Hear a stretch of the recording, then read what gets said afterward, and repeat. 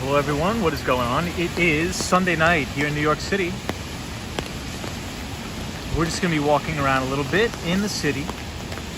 We're here at Central Park South, right here on 59th Street. No skateboard today. I just got back to New York City and we are experiencing the hurricane or the tropical storm or whatever it's called. But not too bad. Honestly, not too bad. Hey Nicholas, what's going on, my friend? Welcome, welcome. Rainy night in New York City. What's up, the ABX girl? How is everybody? We are at Central Park. The ABX girl, what is going on? Hope you're well. Hey, Brian says, hey Tom, glad to see you back. What's up, Brian? Let's walk around Central Park a little bit in the hurricane. Is it even called a hurricane anymore? Or is it just a tropical storm? I forget. Nicholas says, welcome back, buddy. Thank you, Nicholas. I appreciate it. Hey, hello. What is going on, everyone? So we're in Central Park. You can see Billionaires Row. Hey, and we got the one and only Solo 401. This is nice. How are you doing? I'm doing good. I'm doing really good, Solo. We are just walking around tonight. Soho guy says, how is Miami? Miami was great. Miami was great. Fantastic. Young. Hey, what's up, Young? Say, hey, Tom, welcome back. Yeah, Solo 401 is not even a tropical storm, I think. Isn't that crazy? I mean, the weather people hyped up this storm like crazy. I actually came back from Miami yesterday. Came back from Miami yesterday because I didn't want to get caught in the storm. But it looks like it's fine. Looks like everything is fine. Hey, the Mighty Bull says, welcome back. Hello, everybody. What's up, the Mighty Bull? Well, obviously no skateboard tonight, guys. But we're just going to be walking around, just hanging out, having a chill Sunday night in the rain. Hey, Gus Gus is here. What's up, Gus Gus? How are you? Hope everybody's staying dry from the storm. Hurricane Henri, it's called, but I don't even think it's a hurricane anymore or a tropical storm. We are here in Central Park. Hey, Gigi NYC is here. What's up, Gigi? It's good to be back, everybody. Good to be back. And I hope everyone is doing well. So, Soho guy. What's up, guy Soho, yo? What is going on? What's up, everyone? So let's go into Central Park. We'll take a quick walk. I can't walk through this park because this is totally flooded out. So let's go over here. The Mighty Bull says, did you get a new skateboard? I did. So I finally got the new skateboard, everyone. So this week, pending the rain, pending the weather, we should be back on the board, skating around New York City. But I do apologize for being away. Hey, Mr. Bone Man says, hey Tom, I was told by Boogie Bob to check out your channel. Awesome. Love Boogie Bob. Great guy, always tuning into the live at 5. Welcome, and we appreciate you being here. And hopefully you're staying dry from the storm. We're usually on the skateboard, but due to the weather tonight, we're just gonna be walking around. Seems like a pretty good night in Central Park. But the Mighty Bull, yes, I did get a new skateboard.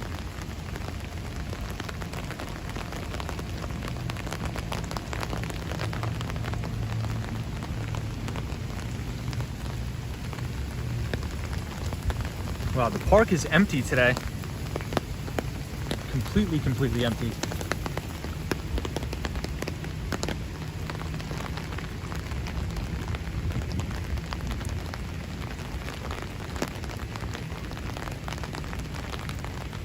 Soho guy says, hey Tom, are you going to the Seagram building? Let's walk that way. I'll probably walk to the Seagram building today, which is my favorite building in all of New York City. We'll take a walk. So I'm cleaning up my apartment because my lease ends September 30th. So I want to get ahead of the curve and start to clean up the apartment because I don't think I'm going to renew the lease. I do not think I'm going to renew the lease. So I'm going to look for another place to go. So I will keep you guys apprised on that. Hey, Brandy's here. So it's good to have you back, Tom. It's good to be back. Good to be back.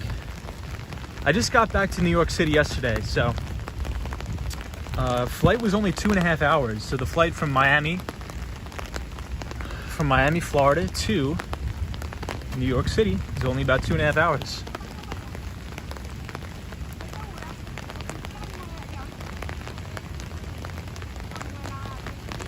Yeah, the Mighty Bull says, I enjoyed the skateboard because the views are great. Well, we will be back on the board very soon.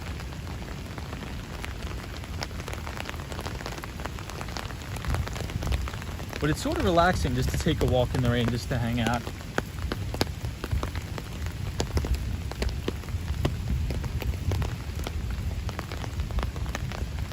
Hey, Fred T says rents are going up fast now in New York City.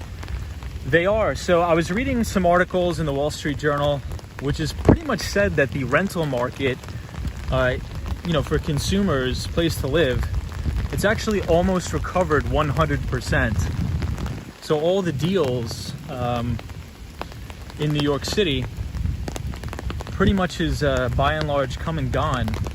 But the commercial real estate market is still trying to recover. GG New York City says, I'm assuming you will stay in New York City though. Yeah, so GG NYC, I'm definitely going to be staying in New York City 100%. But I am looking at places in Florida, which would be my primary residence, but I would always be back and forth between Florida and New York City.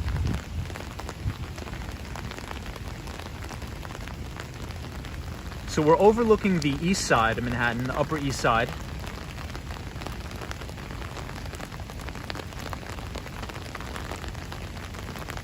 Solo 401 says you should sign the old one and have a contest to give it away at 2,000 subs. Interesting.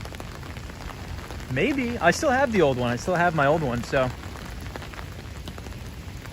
I love the view over the east side.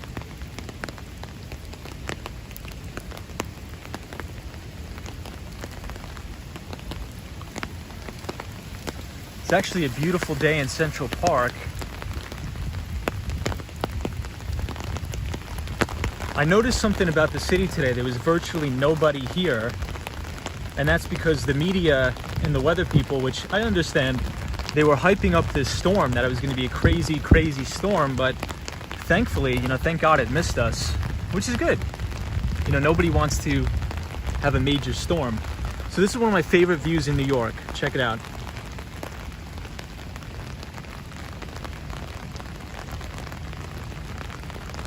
This is overlooking Midtown East in the east side.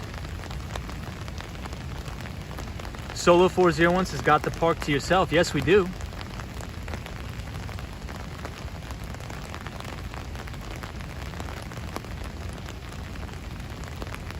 This is my favorite view in the park, for sure.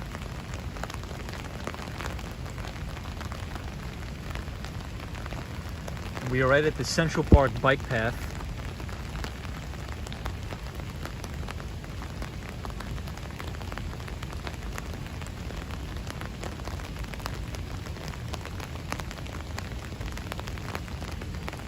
There's one thing about the park after it rains, everything is so green.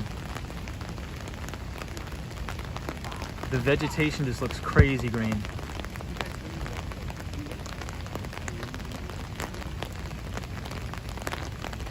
The Mighty Bull says, I got a question other than not being able to recommend stocks. What else can you not do on your live? I don't know, Mighty Bull. I think that's a good question. Hey, Zap Allen says, oh my God, Tom, when did you get out of the hospital? Oh, I was never in the hospital. No, Zap Allen, I was not in the hospital. No, not at all. I just recently got my medical insurance because I'm self-employed. So once I got the medical insurance, I just wanted to make sure I go to all of my doctor's appointments. So I got the checkups, got my EKG done, all that stuff. So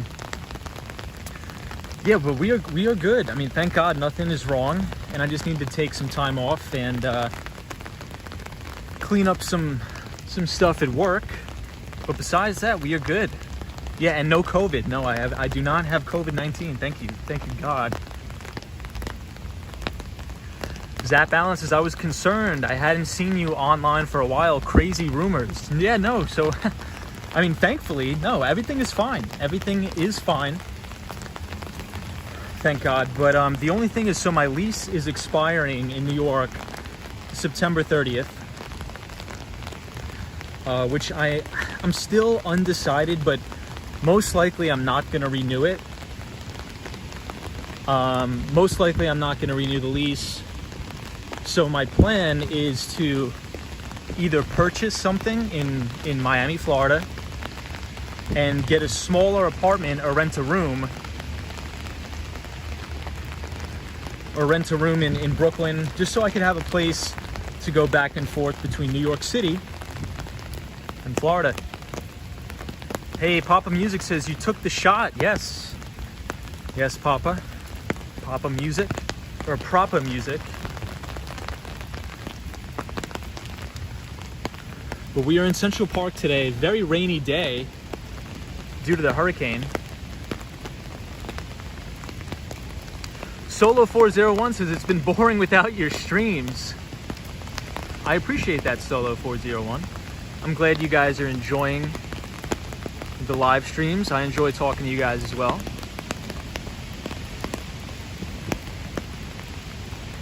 Really beautiful here in the park.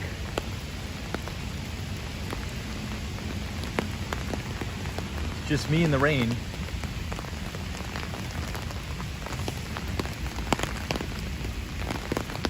But Solo 401, hopefully you are well, my friend. Staying safe, staying dry from the storm.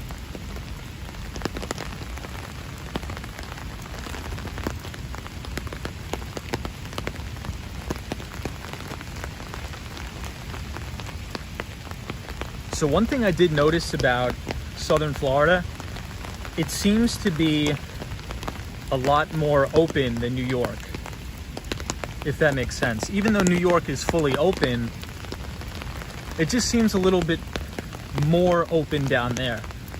And that's not to be political, just like an observation. But in New York, I think there is, starting September 1st, if you want to eat indoors at a restaurant, you need to provide proof of vaccination. I believe that is starting in September. War Walker says, hey, you're on with the Trop Dep. Yep. Did you close on the Miami pad? Not yet, War Walker. We're working on it. Still in the process, still in negotiations. But War Walker, great to have you here, my friend. Solo 401 says, you were at the hotel all day keeping the roof on. I could imagine, man. I could imagine for sure. But you know what, Solo? Surprisingly in New York City, the wind hasn't been crazy at all, honestly. I was out pretty much all day. I went to the Upper West Side to get a cup of coffee and to read the paper. And there was zero wind. The Mighty Bull says, I believe we need an economic revolution and capitalism is outdated. Is that okay to talk about? Yeah, for sure. You can talk about whatever you want. The Mighty Bull, I think freedom of speech is very important.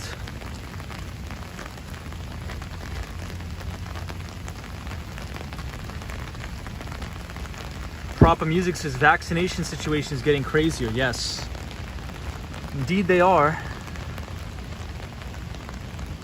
So right there is 432 Park Avenue. Hey, Sally. Sally says, hi, Tom. It's good to see you live again. Thank you, Sally. I appreciate it. Gigi, thank you so much. Says, it sounds like you got a lot ahead of you. Yeah, I do, but I do appreciate the support. The ABX girl says, keep a place in New York City and keep your NYC doctors. Yes, the ABX girl, that is a fantastic point. Absolutely. So that's the plan, ABX girl. The plan is to by a primary residence closer to the water, but that's not in a flood zone. So I'm looking in Zone X. So I believe Zone X is a non-flood zone in Florida. So my insurance premiums will be lower, in which case I could rent it out to snowbirds that are coming from New York, Boston, Rhode Island. So it would, the way I structured the deal is the mortgage should be paid for by the renters, 100%. And that's even if I don't rent out the extra room. But ABX Girl, I will be signing a new lease, probably in Brooklyn, maybe just a room, so I could keep an address here so I have all my health insurance and all that stuff. So that's a great point. Solo 401 says it was a different hit. Oh, it was a direct hit to Rhode Island, but it wasn't as bad as they thought. One tree down on the property, and it was small. Well, thank God for that, Solo. Thank God for that. Proper Music says good camera quality. Thank you, sir. Appreciate it. War Walker said, thank goodness the hurricane didn't hit New York. Those thin skyscrapers would be in trouble, no? Yeah, I mean, so that's something funny, War Walker. Everybody today, especially on Twitter, was talking about how New York City overblew the hurricane, and it was terrible. But shouldn't we be relieved that we didn't have a hurricane? I mean, why would we want a hurricane? I mean, that's a disaster. If anybody remembers Hurricane Sandy, Lower Manhattan was totally submerged in water, and it caused billions of dollars worth of damage. So I'm thankful. Thankfully it didn't. Thankfully we didn't have the storm surge. So the worst thing about the hurricanes here for New York and Long Island is the storm surge. That's what's really terrible. So hopefully, I mean, not that anything I see, nothing's really flooded, so it's good. Yeah, nothing is really flooded here.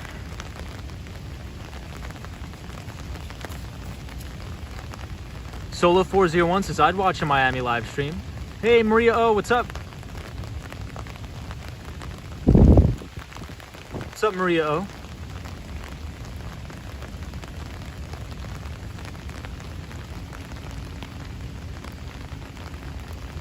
Oh, you're on vacation, I forgot. Jamie S says, hi, Tom and everyone. Finally here in New York City on vacation, loving the weather we're having. Oh, no. Well, so the weather report, I was looking at the weather, Jamie, and it says that tomorrow is going to be 90 degrees. No, excuse me, Tuesday is going to be 90 degrees and totally sunny. So, at least that's good. Kenneth says, got a little wind where I am here. Cool. Yeah, nothing major, thank God. So we are all good.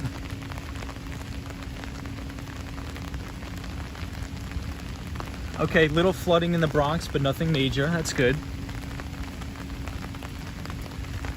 Maria O, I appreciate it. This is good to have you back in New York. I am very happy to be back in New York City.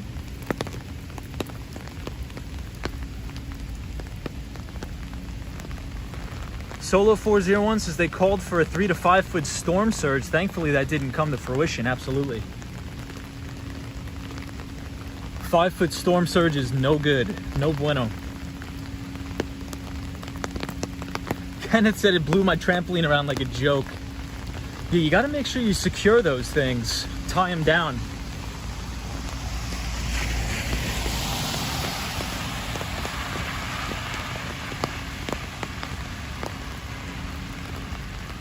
Oh, Jamie. So Jamie says that she was trying to go to the concert in Central Park. I saw a little bit of that yesterday. Yesterday it seemed like a nice day for it though. But I guess it was rained out. And so was the Yankee game that she was trying to go to. So yeah, a little bit unfortunate, but I promise the weather report looks pretty good for Tuesday. Everything looks like it's gonna blow out of here. Yeah, Maria O. This Says good to have you back no matter what part of the world you're on. Thank you. The Mighty Bull. What is up? So it's a very peaceful night here. Rainy night in Central Park, but super relaxing. Good to be back. War Walker says, I love the cozy scenery, the trees, rains, lights. I would be singing in the rain. I know. Isn't it great? Look at how peaceful it sounds here.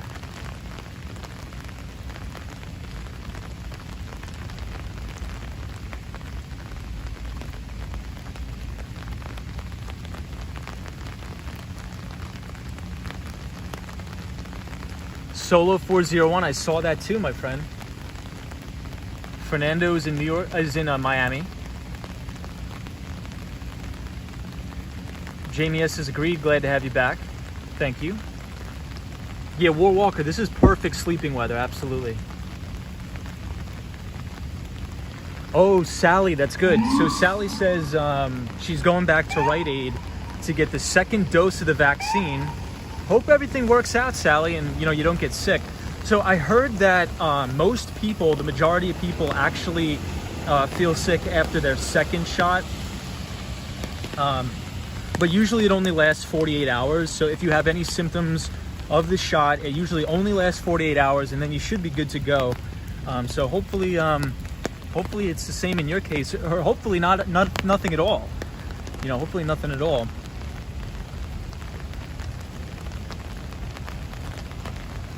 Soho guy says, hey, Tommy, you doing a Halloween stream? We'll see.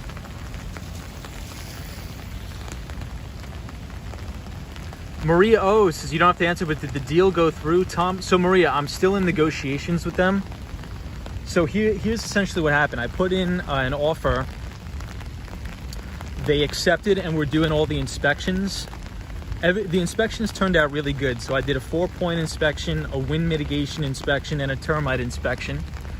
And I'm going to do a structural inspection, which costs more, but I think it's worth it. The house is a concrete block house. I would never buy a wood frame house in Florida due to all the insects as well as the hurricanes. So this is a full concrete block construction house. The only thing that needs to be replaced is the septic tank. And being from New York City, I am definitely not familiar with managing a septic tank. So I'm trying to get the seller to pay for a brand new one before closing.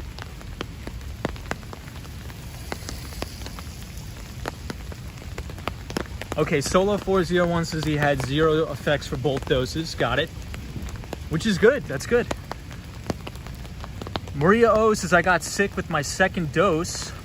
For 24 hours, my mother, 0 side effects with neither one. Yeah, so Maria, I think my mother, the same thing. And my grandmother, the same thing. None of them, I don't think any of them had any sort of side effects from the vaccine. Hey, Formula, what's up, man? How are you? Kenneth says, I don't do what the government tells me to personally. That's fine, you don't have to, Kenneth. Yeah, so Kenneth says, Tom, all they do is pump the septic tank once every 5 years, no maintenance. Yeah, so Kenneth, that's a great point. So the house was built in 1960. The house was built in 1960, and I had the guys come to inspect it, and they said, this thing looks like it's never been replaced, ever. It was a concrete septic tank. So they're like, it's probably gonna cost $8,000 for a new one. So I'm like, okay. So what I'll do is, I told the real estate agent, I'm like, look, go back to the sellers and say the inspection came up, bad septic tank, it has to be completely replaced. We would like a $12,000 credit at closing. Whoa, look at the raccoon. You see him? He was right there. Sorry for getting sidetracked, but yeah, so I'm like, I'll have a $12,000 credit at closing. We'll see how it goes. So we haven't heard anything back from them just yet, but it is a weekend, so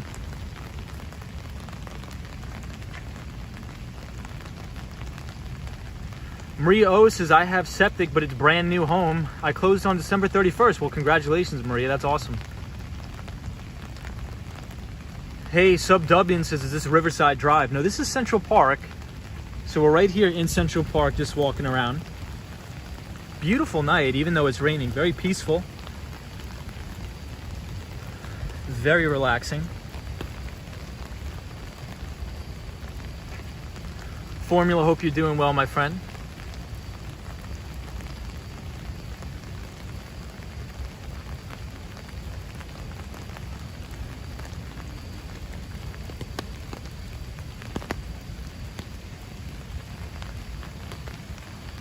Oh, Kenneth, got it.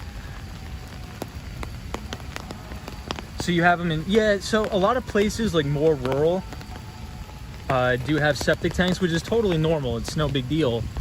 But obviously the closer you are to the actual city, Miami, then you have a public sewer system, which is good.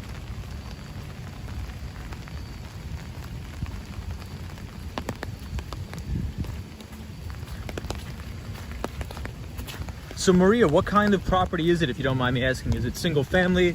Is it multifamily, duplex, triplex?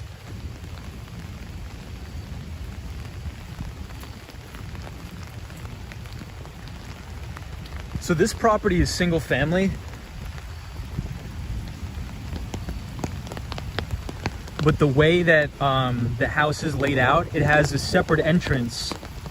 So what I think I'm going to do is I think I'm going to rent out the rooms individually, and then that should cover the mortgage 100%. Well, this place is all covered in mud and dirt. Maria O is a single family. Nice. Awesome.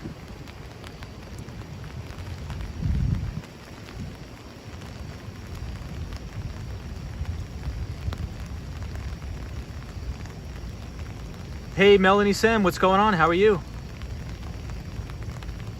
Hey, Felix, what is up, my friend? What's up, Felix? Thank you so much for joining, Felix.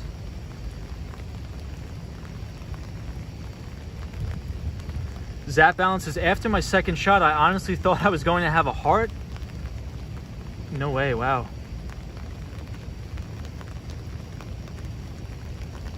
Wow, Maria. So everybody, check out what Maria O says. That's my plan. Move to Europe for a year and rent it out during that time. That's awesome. That's great. Maria, that's phenomenal. That's great. So Maria, the part where I'm looking to move is North Miami Beach. But I could tell the area is very up and coming, so you're not paying premium prices. The closer you go to Miami, like Normandy Shores, those homes are like $650. But right now, you can get a nice single family house. If you put a little bit of work into it, you can get them for like $350, $400, which is a great price. And they're building a brand new Whole Foods close by, a brand new Walmart Supercenter. And there's talks to be building a brand new Amazon 30,000 square foot supermarket to compete with Walmart close by in Miami too. And there's a lot of my friends that are moving down there that are bankers and things like that. So I think the area is going to continue to get better. Hey, what's up, Kiki? Kiki's here from Rochester, New York. What is up, my friend? Good to have you. Hey, Aquatic Tranquility says, hi, Tom. Great to see you back. Thank you, my friend. Maria O says, my home has already increased in value by about 50K. Wow. Yeah, the market is a little crazy. That's just one thing I said I wouldn't do. I refuse to get into any sort of bidding war for these properties. So if you're looking in the Miami area, the closer you are to like the city and the financial district, all of those houses are on the market for like 15 days and there's bidding wars. They bid them all the way up. It's crazy. But the further out you go, like North Miami Beach, it's a little bit of a commute to the city. But I feel that as if, prices, especially rent prices, are getting bid up in the actual city of Miami. So if somebody wants to come and rent a room in a nice house that's maintenanced, has brand new AC, they'd probably be willing to pay about $750 to $800 a room, save all that money, and then just jump on the bus and go to work. So that's sort of my thought process. And as things get more expensive, people are going to be forced to buy homes closer to, Hollywood, Florida, North Miami Beach, Aventura, things like that. So we'll see. KCG says, hey Tom, big fan of your vids. I'm finally able to catch a live stream. New York is my second home. Awesome, dude. Love New York City. Bit rainy today, but it's kind of cool. It's kind of peaceful in Central Park. But KCG, thank you for joining. Maria O says, I'm near a university as well. It's 35 minutes from the beach. Wow. So Maria, where did you buy the house? What state are you in? I forget. The Mighty Bull is watching, listening, and taking screenshots. There we go, Mighty Bull. Mighty Bull, hopefully you had a very relaxing weekend, my friend. Hope you had a great one. Always a pleasure speaking with you on the stream.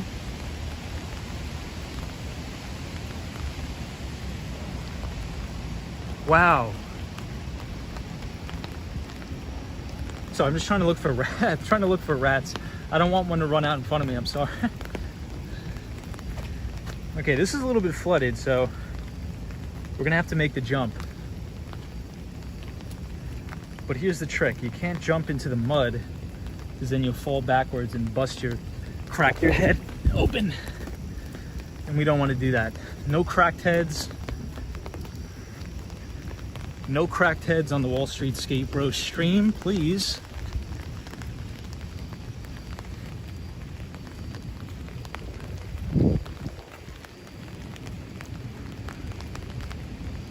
So we'll take a walk around the Upper East Side. We never go to the Upper East Side.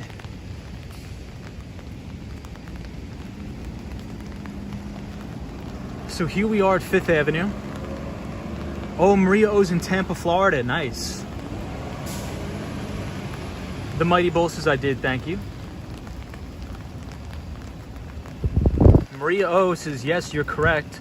A few of my neighbors are are college students. Well, they were rented to college students paying about $800 per room. Wow. $800 a room is expensive for Florida, isn't it? I mean, $800 a room is like New York prices too. That's crazy. So Maria, I'm not sure if you're familiar with FIU, Florida International University, I think it's called. So FIU Biscayne campus is right where the house is. So the house is literally right by the campus of FIU Biscayne. So I figure if, it's a 3-bedroom house. So 3-bedroom, 2-bathroom house, it's 1,200 square feet. It's very small. However, one of the rooms is called like a Florida room, where it has a separate entrance. So if I ever wanted to rent it out, I can just build a wall and that it's its own separate room, totally detached from the house.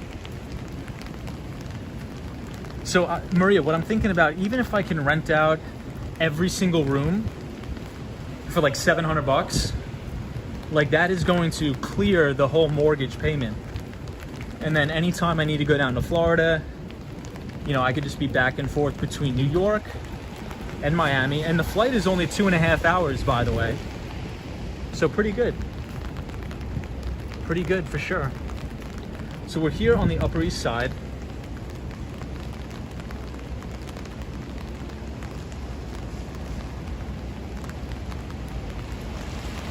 Hey, Ruben, what's up? What's up, Ruben? GG NYC's, yes, we did it. Hey, Wendy's here. What's up, Wendy? So I was chatting with Wendy about a blueberry iced coffee. I've never heard of it in my life. Very interested to try it. Blueberry coffee, iced coffee. I really like these Upper East Side brownstones. Hey, Razzle Dazzle. What's up, Razzle Dazzle? Our pal from California, the MRI Tech, says, hey Tom, missed you, buddy. Glad to have you back. Appreciate that. Oh, Maria. Oh, I never thought about that. So Maria brings up a very good point. Says Maria O says they're out-of-state college students, so they're willing to pay that price, which is true because I used to have some friends that went to New York University, and some of the foreign students, especially from China, from Singapore, these students were very, very rich, and they paid an astronomical amount for apartments right around NYU. So I never thought about that. It's a good point. Yeah, Maria. Oh, that's so true. Like if I charge them $700, that's going to be way cheaper than a dorm, and they have their own backyard. I make it nice. So that's a good point. It's a really good point. Hold on, I'll catch up on the comments right now. Yeah, Maria O's. Wendy's says love the local coffee shops. I do too.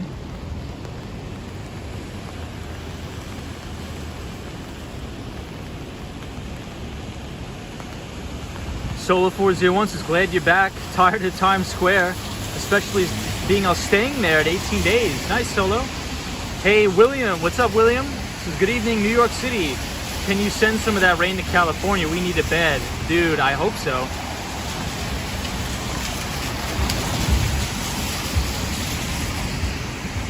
Jamie says, I saw my first rat in Central Park last night around 6 p.m. It was not phased at all. I know. Hey, what's up, Yolanda? Yolanda Hicks is joining from Brooklyn, New York. What's up, Yolanda? Welcome to the stream. Our pal, Yolanda Hicks. Hope you're well. Glad to be back. Hey, and I think I see El the Original. What's up, El? What is going on, my friend? Hope you are well. We are walking on the Upper East Side. No skateboard today due to the hurricane/storm.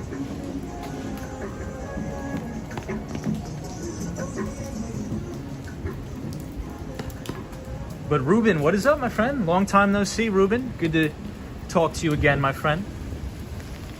Hope everybody's well and enjoying their Sunday and enjoying their weekend.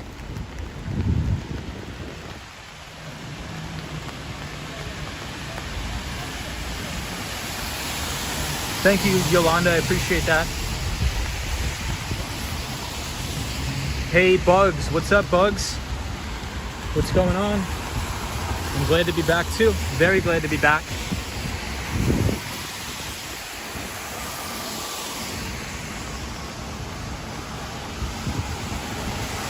Yes, Solo 401 says, careful. College students like to party and destroy things. Yeah, so what I would do is draw up a very, very solid, airtight lease agreement. And if you're a college student, I would make your parents co-sign on the lease and put a $3,000 deposit or something crazy like that. And if they give pushback, say, okay, well then I'll do first month's last month in security deposit. And if you break or bust up the house, you're not getting it back.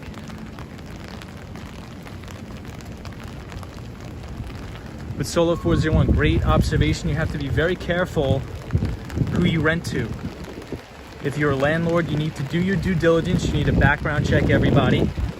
You need to do employment verification, everything. Because the last thing you want is a squatter in your apartment or your house.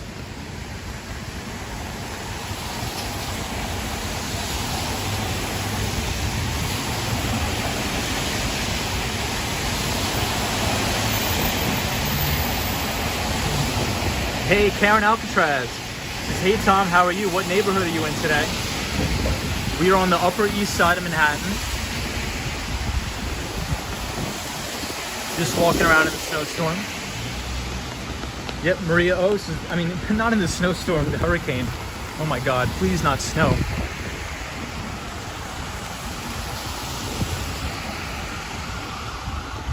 Wow. Retail space available. Right here on the Upper East Side. Looks like a lot of things are vacant still.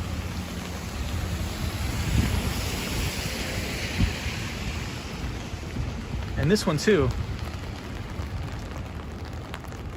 Yolanda Hicks says that's fair, Tom. Yeah, I think it is. I think it's fair. Honestly, thinking about it,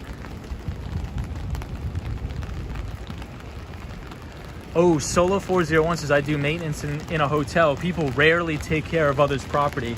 I agree. Unfortunately, I agree with that. But what I think it would be better, Solo, is I would be living there, right? So one of the rooms would be for me, so I could sort of monitor the situation.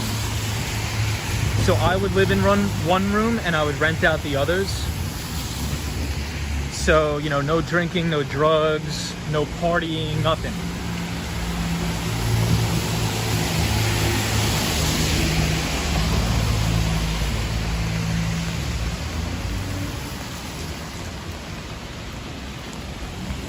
Solo says, yeah, Amazon eating their lunch. Soho guy said that, Soho guy.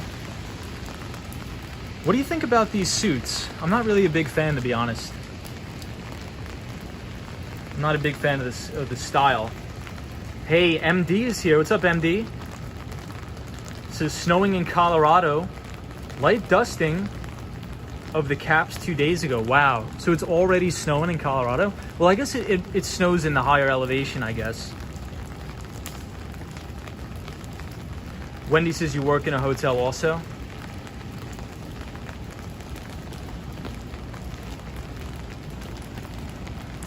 Yeah, Solo 401 says a small claims court, don't really want to bother with that. Yeah, that's why I think, you know, if I live in one of the rooms and I screen the tenants extremely, extremely well, like I run the background checks, I don't cut any corners, I make sure that these people are employed, and just create an environment where these people would want to live too. Because I think if you get into the business of being a landlord, I think what a lot of people overlook is that you're running a business, right? If you're a landlord, you are a small business owner. And as a small business owner, the number one thing I think that's most important to take care of is your customers, right? So the people who are living in your house are customers. So you want to be able to provide them with a safe place to live. You don't want to be a slumlord. So if you provide them with a very safe environment, if you update the appliances, you remodel the bathrooms, things like that, people are going to show mutual respect because you're respecting them. Because at the end of the day, your tenants are your customers, and you should do everything in your power to take care of your customers. At least that's how I feel. Soho guy says you like suits of all kinds. Yeah, Marco P says that's what hipsters wear. Those suits rock like like New York 70s. Hey, Zap Allen says you need to get several security cameras so you can check on your property at all times from your cell phone. That's a great idea, Zap Allen. I'm probably going to do that. Melanie Sam says the suits look interesting. Yeah, GGNYC, the suits, they look old, don't they? I didn't like them. I mean, maybe for somebody else's style, but just not my style, honestly.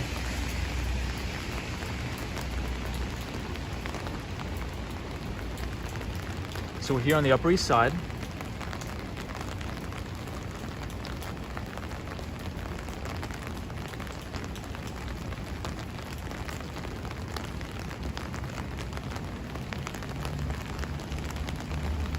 War Walker says, where do I sign up, Kevin? I'm looking to move from the $1,100 one-bedroom downtown Miami apartment. Will you take 2 cats? Well, War Walker, I think that's a pretty good deal. I mean, if you have your own one-bedroom apartment, isn't that a pretty good deal, $1,100? So if you are in downtown Miami, you're paying $1,100 for a one-bedroom apartment, I think that's a pretty good deal. So War Walker, the neighborhood that I'm looking at is North Miami Beach. So that is the only neighborhood that you're not going to pay the premium price. And I think that over time, I think in the next 5 to 10 years, that neighborhood is going to increase in value, just like Normandy Shores and things like that.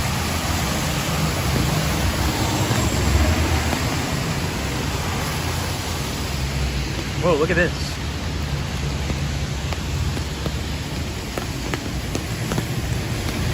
Oh, War Walker says, yeah, man, but I need a change. Got it. Solo 401s is weird. Usually people out no matter what. Yeah. MD says t-shirts and shorts. I'm friggin' hot in Dallas.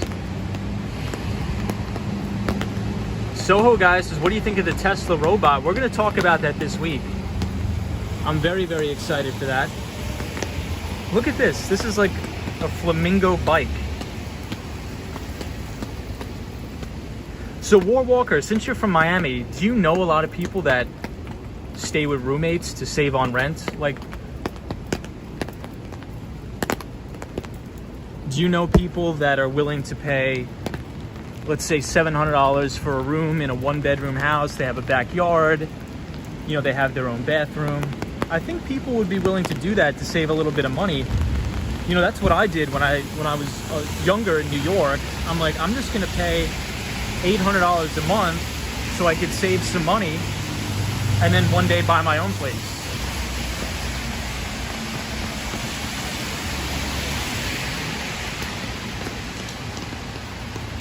Maria O says, I have cameras, they're not expensive, maybe $65 a month. That's not bad. I think I'm gonna do something like that too, Maria.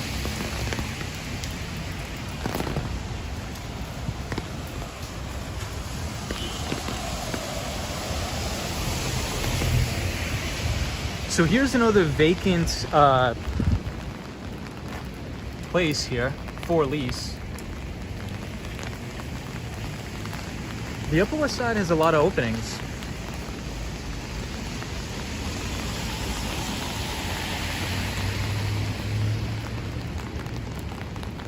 Look at this art gallery, weird.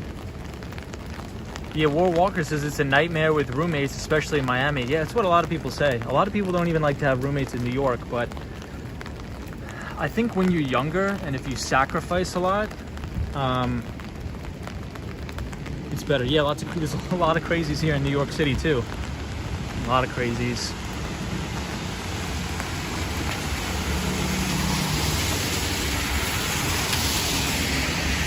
I think that's why it's very, very important to screen your tenants. Very, very, very important.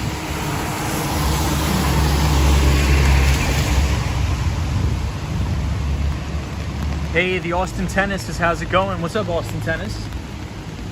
It's going good, man. It's going really good. Sock LI says, you still walking? Yeah, we're walking. No skateboard today. The rain. So this is the Alexander McQueen store.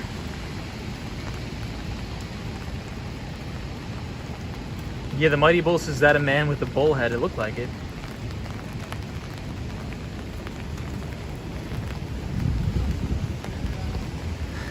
Yeah, a lot of landlords, they don't screen their tenants, so they don't do background checks. You gotta make sure you do a background check on everybody.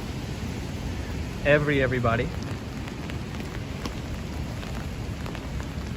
The Austin Tennis says, I don't mean to rush you or anything, but can I expect an email back this week? Yes.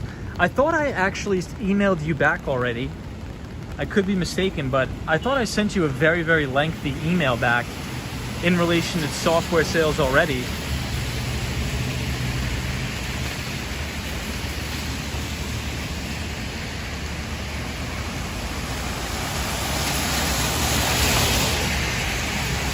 Stock LS says, love the jacket. Steve Buffalo says, in North Miami Beach, some portions of the city have been designated as special flood hazard area by FEMA. Yes, it has. So a lot of Miami is. But this location in North Miami Beach where I'm looking at, like that's one of the first things I was looking at when screening. And this is actually not in a flood zone. So I believe it's called Zone X. AEX, I believe. I have to look at it, but yes. So the biggest flood zones is like Surfside. Surfside is a huge flood zone. And that's unfortunately where that big tragedy happened. Surfside. But good to see you, Steve.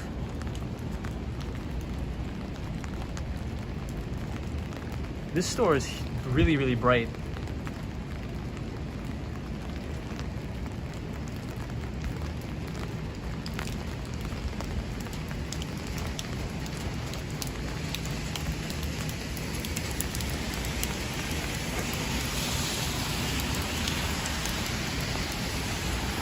Yeah, Sakelice is not a lot of people out tonight. Very quiet. It is very quiet. Johnny Cease is glad to have you back. Wall Street Skate Bro. Yes, it's good to be back, everybody. Very good to be back.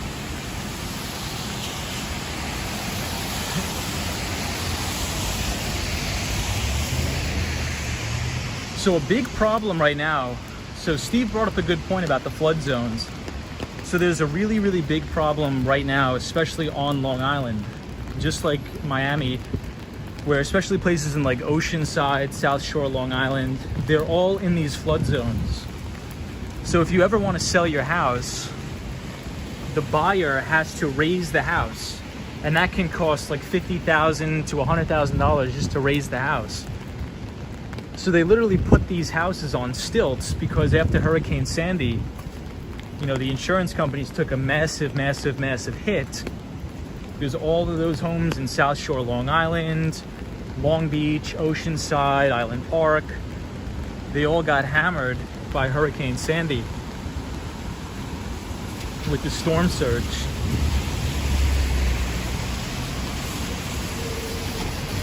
So whenever you're buying a home or a piece of property, make sure it's not in a flood zone.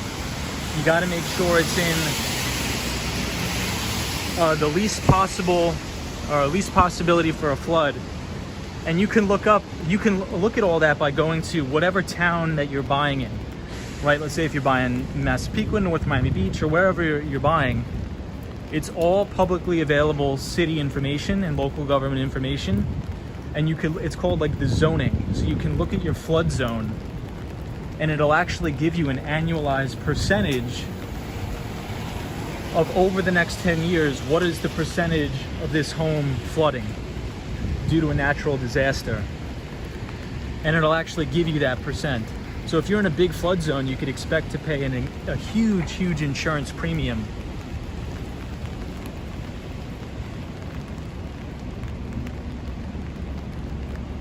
The Austin Tennis says, I checked my email and I didn't see anything. Perhaps it saved as draft and you forgot to hit send. I'm gonna check it out. I'm gonna check it out when I get home. But I remember typing up a huge email. But you will have it this week, I promise. You will have it this week.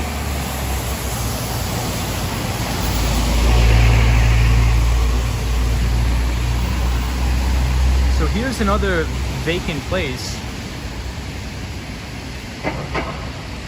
It seems like there's a lot of vacant commercial space in New York still.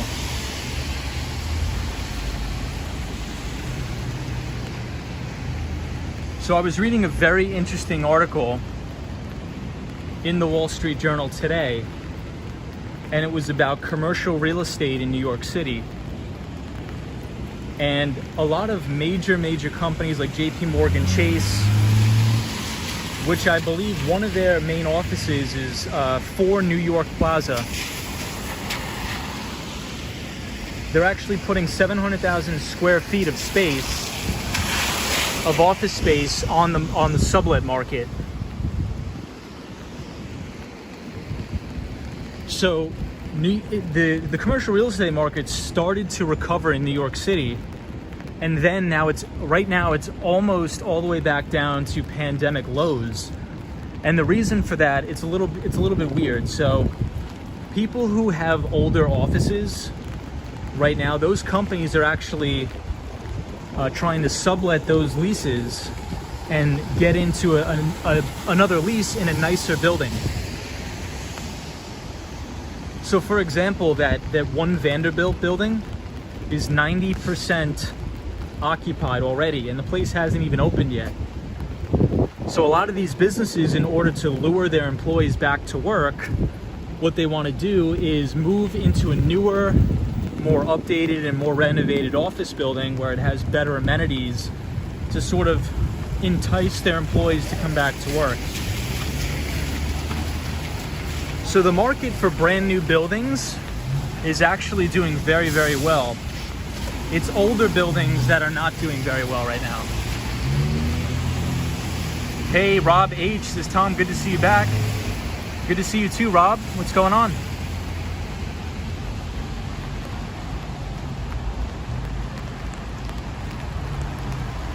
So we are right here at the Plaza Hotel.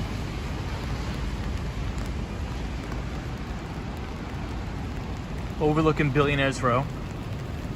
A guy, Soho Yo, says, hey Tom, I don't believe people are moving back to the city. It's all fake news. Fake news? Well, we'll see. I think there actually is a lot of people coming back. I do think so, but what I think is going to happen is that people are going to have multiple places.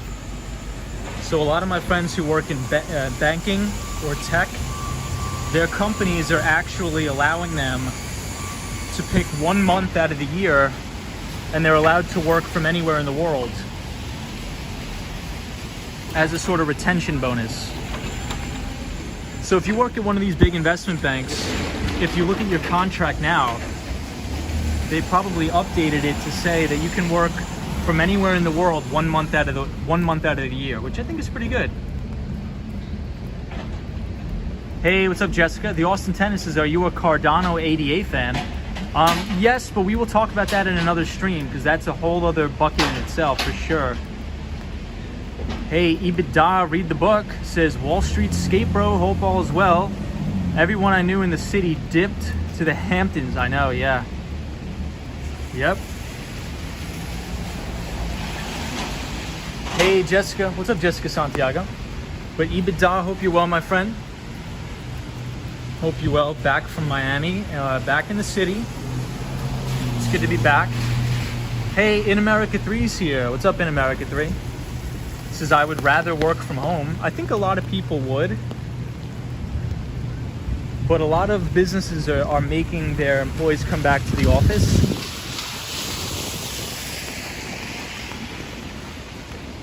So Jamie Dimon is very bullish on commercial real estate, people coming back from the office, but it was in the Wall Street Journal today that he just listed 700,000 square feet of the JP Morgan office on 4 West Street in Lower Manhattan. He put it on the market to sublease it. I just think that it's going to be a hybrid environment, so you're not going to need as much space because the majority of the workforce can be remote. Jessica Santiago, hope you're well. War Walker says, nice car. Marco P says, want them to come back to work, give them a raise. Yes, Marco P. A lot of people are doing that. A lot of banks are doing that. The Austin Tennis says, did the Florida house close? Not yet. Not yet. Hermes Addict says, hey there, how are you? You were literally next to my building here in Miami Beach. Hermes Addict, that's crazy. I love that area. I really, really love that area so much. You have a very, very beautiful condo. EBITDA, our pal EBITDA, works in investment banking for Bank of America Merrill Lynch. Says, been doing well, just finished doing some due diligence on this Blackstone. Lost the comment there. Secondaries. Jamie Dimon is just saying that no chance it will go back to how it was, not even close. I agree with that, EBITDA. Yeah, so EBITDA in the Wall Street Journal today, the JP Morgan Chase office in 4 West Street. 4 New York Plaza, I'm sorry, 4 New York Plaza in Lower Manhattan, 700,000 square feet of JP Morgan space. He put on the market to sublease it. Hey, what's up, BR? Jessica Santiago, I'm really good. Really, really good. Hermes Addict says, I agree. I'm interested to see how things turn out. Hey, Valenti, what's going on? How are you, my friend? Revis says, hi, hey, Tom. Good to see you back. Revis, always a pleasure speaking with you on the channel. We're just walking around today. Just walking around. But yeah, I mean, that's my whole thesis. I think that work in the traditional office building all the time, I think that's dead. But I don't think that going to the office is dead entirely. I think it'll be a hybrid environment where you come in 2 times a week. You can pick the amount of times you come into work for like your meetings and all that, and then you could sort of work from home maybe 3 days a week or something like that. I think that's what it's going to turn into. Could be wrong, but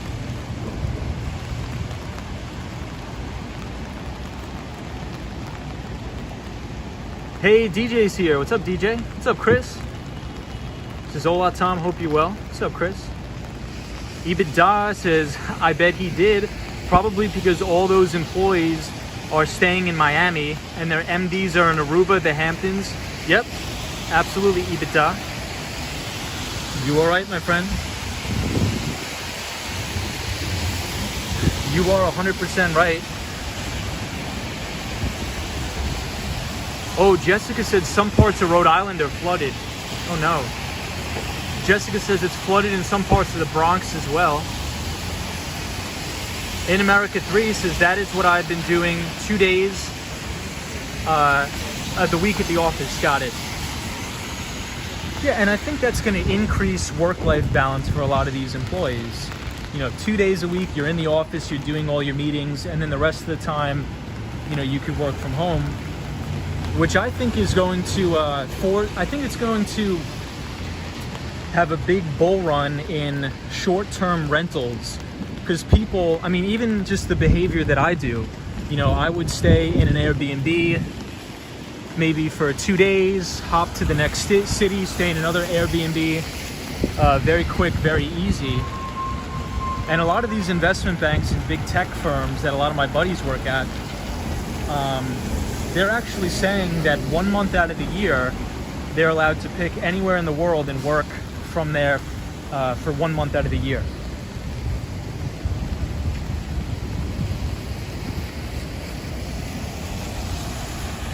EBITDA says I'm 3 days in the office, and that's just because I'm swamped right now with deals. I could imagine.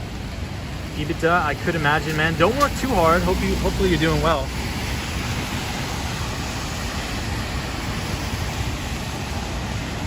Soho guy says the the corporate jobs will be replaced with the Tesla robot. Who knows?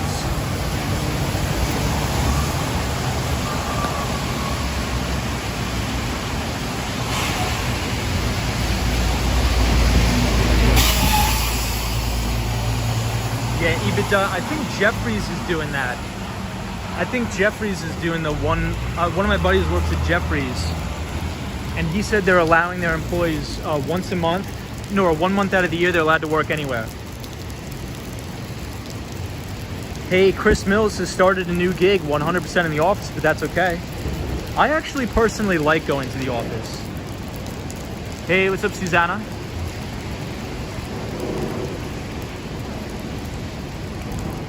In America 3 says that is what I want, 1 month working from overseas. I do too. EBITDA, I agree with that. He is an amazing CEO. Hey, Fred T says it feels like things will not be the same old again. Yeah, I don't think they'll be the exact same, but I think it'll be a hybrid environment. What's up, Zap Allen?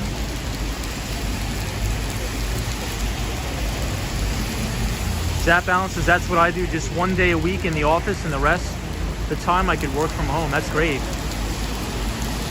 Hermes Addict says I have no plans to go back to the office on a regular basis. Maria O says yes, my employer is doing hybrid, twice a week and 3 days from home in October. All depends on what COVID wants. Got it.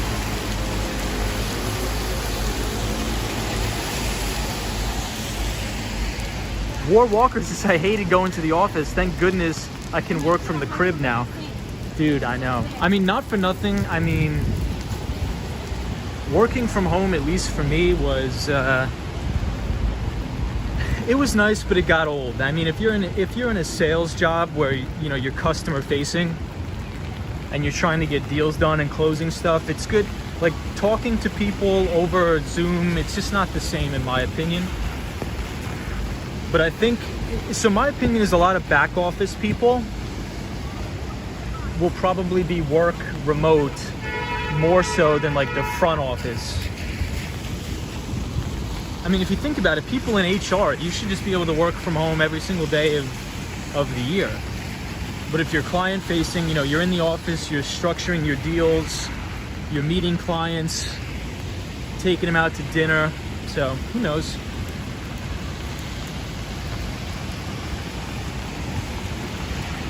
War Walker says I'm a homebody, suits me fine. EBITDA says I like going into the office sometimes and seeing people. I also have to when seeing clients working on deals. You need that face-to-face time, in my opinion. It's just not the same. I agree with that, EBITDA, 100%. Make a very good point. So we're walking down 5th Avenue. Austin Tennis says, what do you miss the most about NYC when you were in Florida? It's just, Florida is very different. Miami's very different than New York. I think, in my personal opinion, I think the two greatest places is number one, New York City, and number two, Miami, Florida. Because there's a lot of New Yorkers that live in the Miami area. And surprisingly, you know, contrary to what a lot of people say, it's pretty easy to get around Miami if, you know, you stay on the coast. You know, I was taking the trolley all the way up and down, jumping on the bus, take the lift, 2 seconds and you're anywhere, in my opinion. So it wasn't bad to get around. EBITDA says London, Miami, not even a comparison. I mean, it just depends on the type of person you are, EBITDA. But I just hate terrible weather. I don't like the cold. Oops, sorry, I was getting a flood warning on my phone. I just don't like the cold, in my opinion. I could never live in London ever because it's cloudy and miserable a good 60% of the year. But I would like to go to London and just to travel, but I think to live, just my personality, I like it 80 degrees every day. I like going to the beach, playing soccer outside.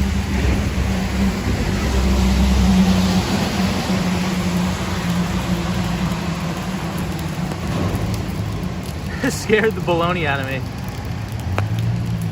EBITDA says the weather sucks, but the city's amazing. I agree.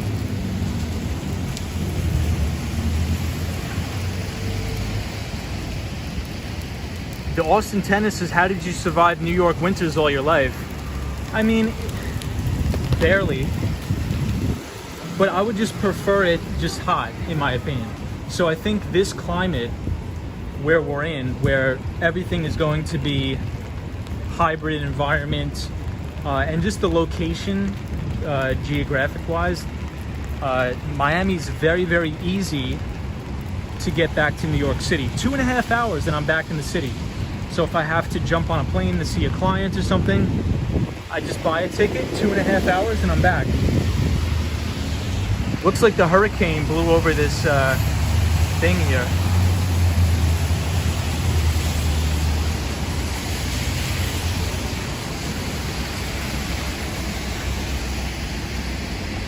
Hermes Addict says, Miami is no comparison to New York City. I love the weather here, but if the taxes in New York City weren't so disrespectful to me, I'd return to New York City. Hermes Addict, I agree with you.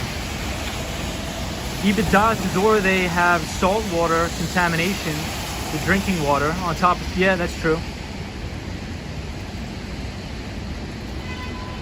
Yeah, I mean, so if Miami, that's what a lot of people say. Like everybody says, oh, Miami is going to be underwater in 20 years. Well, if Miami is underwater in 20 years, New York City is definitely going to be underwater in 20 years. Like 100%.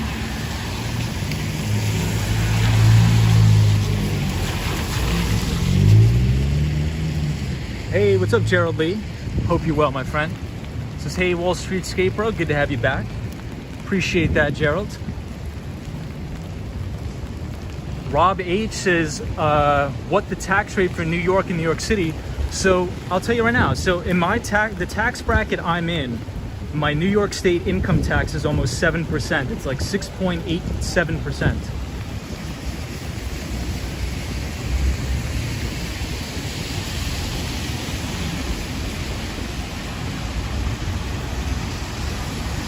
Hey Justin, says Minneapolis thunderstorm tonight.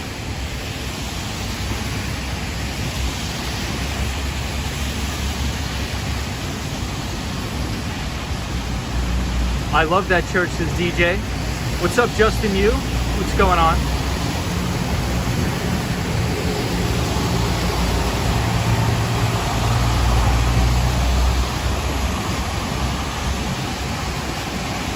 Hey, what's up? Photos from around New York. Yeah, so I think there's drawbacks about every single city, but I mean, to say that Miami will be underwater in 10 years, hey, look, very, very strong possibility. But if Miami is underwater in 10 years, all of Lower Manhattan is going to be submerged all the way up to the World Trade Center. Because if you're a New Yorker and you remember Hurricane Sandy, that was like cataclysmic. Like the water was, I mean, if anybody here remembers Hurricane Sandy and they're from Long Island, New York or something like that, people on Long Island didn't have power for months, like for 2 months. Oops, sorry, let me clean off the camera.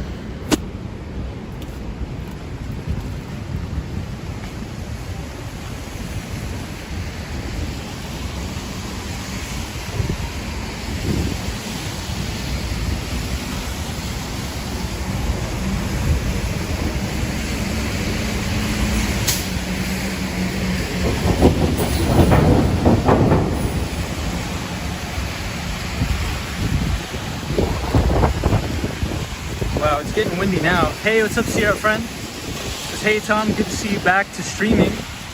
Sierra friend, what is going on, my friend?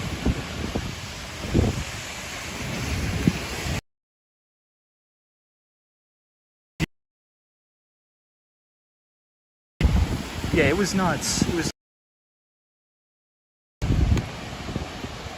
DJ says, be careful, Tom. Appreciate that. Justin Yu says Minneapolis will be covered in a huge snow in a couple of months. Be safe. The Austin Tennis says, Tom, are you still going to Texas soon? Yes, I am going to Texas soon.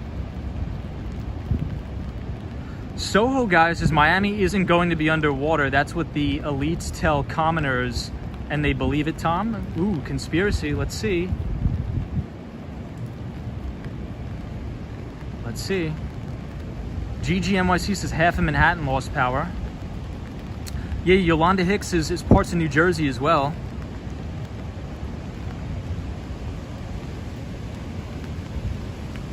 Interesting. Very interesting.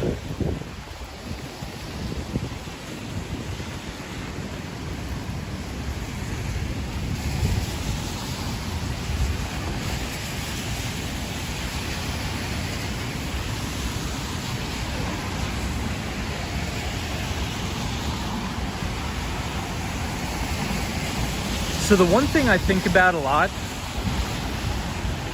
I think about all of the large developers that are building these multi-million dollar condominiums in Miami.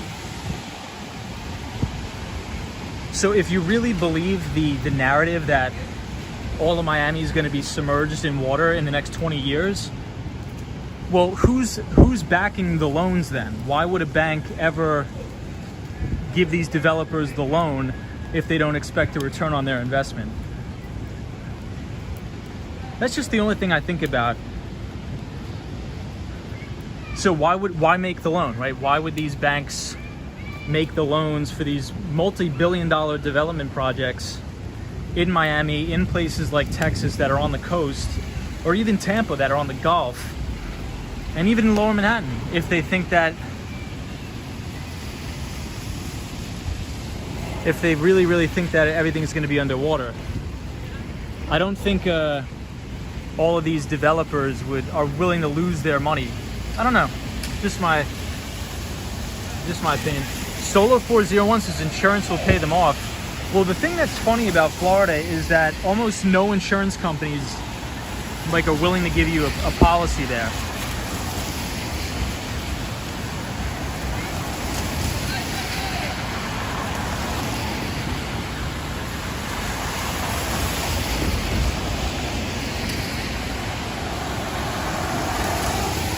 So in Florida, the main government-owned insurance company is called Citizens, because a lot of people won't even write you a policy if you live in Florida.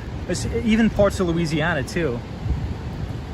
EBITDA says Wall Street scapegoat their outstanding relationship with the company and not wanting them to switch banks, or they assume it can be recouped before it goes under. Interesting. Yeah, I mean that's just what I think, right? So I think like from a very like financial point of view.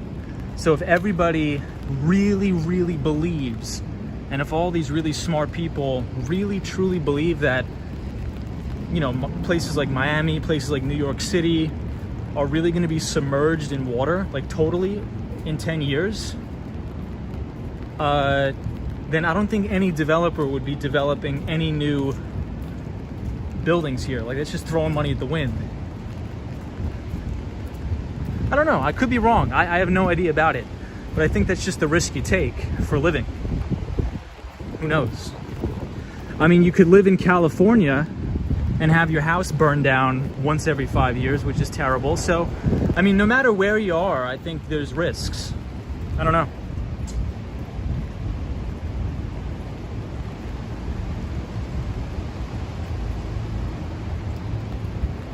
Justin says Orlando has more hurricanes than New York City. Yeah, Rob H says predicting weather and climate for more than 3 hours is a crapshoot. True. Yeah, there's a cause statue here. Chris Mills says, how's the sandbox? Sandbox is looking pretty good. We'll check it out. So EBITDA, this is a very famous artist called Cause. And this used to be in my building at 1166. So the D.E. Shaw building, we used to have one of these guys, but in black.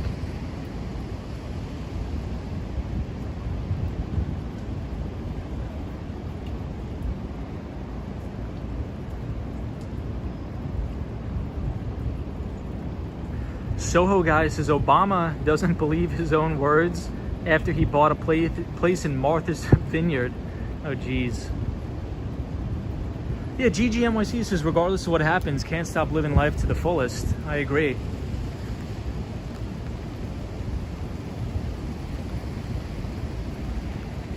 Yeah, it's, I think, the most desirable places to live, right? Especially, you know, even parts of California. Like, look what's happening in California. People's houses are literally, like, once every 5 years, they're being burned to the ground. It's terrible with all these forest fires. So I think it's just, you have to deploy the best risk mitigation strategy wherever you go.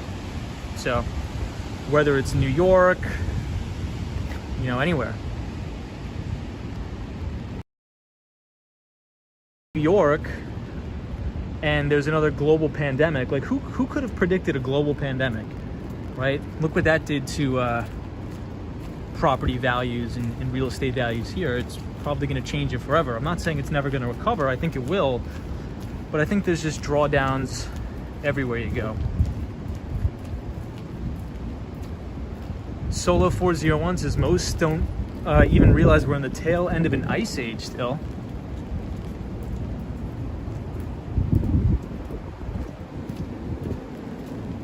Yes, Soho, I agree. Soho guy.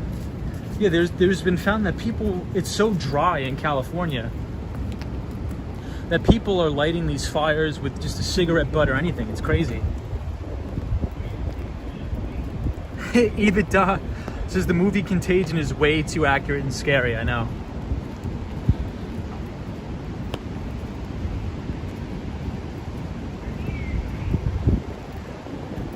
But you know what's interesting? So EBITDA, this house I'm looking at is in North Miami Beach. It's not in a flood zone, surprisingly, but it probably will flood. If I buy this house, I'm preparing myself that this house will be hit with several hurricanes within its lifetime. But if you look at the neighborhood, I ran an analysis on the entire neighborhood. The majority of those homes were built before 1950. Like, how crazy is that? Built before 1950. So as I'm looking around at all these houses,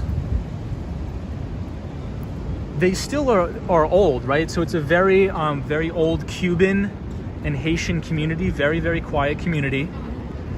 But these houses are still standing because pre-1960, the majority of the foundations and the structure of all these homes were cement slabs and concrete block. The majority of these new houses are not concrete block, it's old garbage wood and garbage material. Florida, with wood frame, it's either the termites are going to eat it or it's going to get blown over by a hurricane. But if you build a house with concrete block and it's a single story house, you know, if you go to Italy or some parts of the world, these houses are 200, 300 years old, but they're built with quality cement concrete blocks. So they always hold up through the hurricanes and through everything. So I think in modern building material, especially like wood frame, I think it's very poor. I think things were made better back in the day, but that's an anecdote, so don't take that as face value. Hey, Graphics Princess is here. Says good evening, Tom and everyone. Glad you're back, Tom. Thank you. Hey, EBITDA says Wall Street Skate Bro says it will 100% go through hurricanes. I used to live in NOLA for a couple of years and experienced a lot of flooding. Just don't want exposure to the storm surge and get insurance. Absolutely, EBITDA. I agree. Yeah, so my family is from Long Island, and in Long Beach, if you had a house in Long Beach or an apartment in Long Beach during Hurricane Sandy, you were totally wiped out to oblivion. So it all depends on, it all depends. EBITDA says black swan events happen more than you would think, just not on a global scale. Absolutely. Absolutely. Hey, Disney cast member, what's going on? What's up, the Mighty Bull?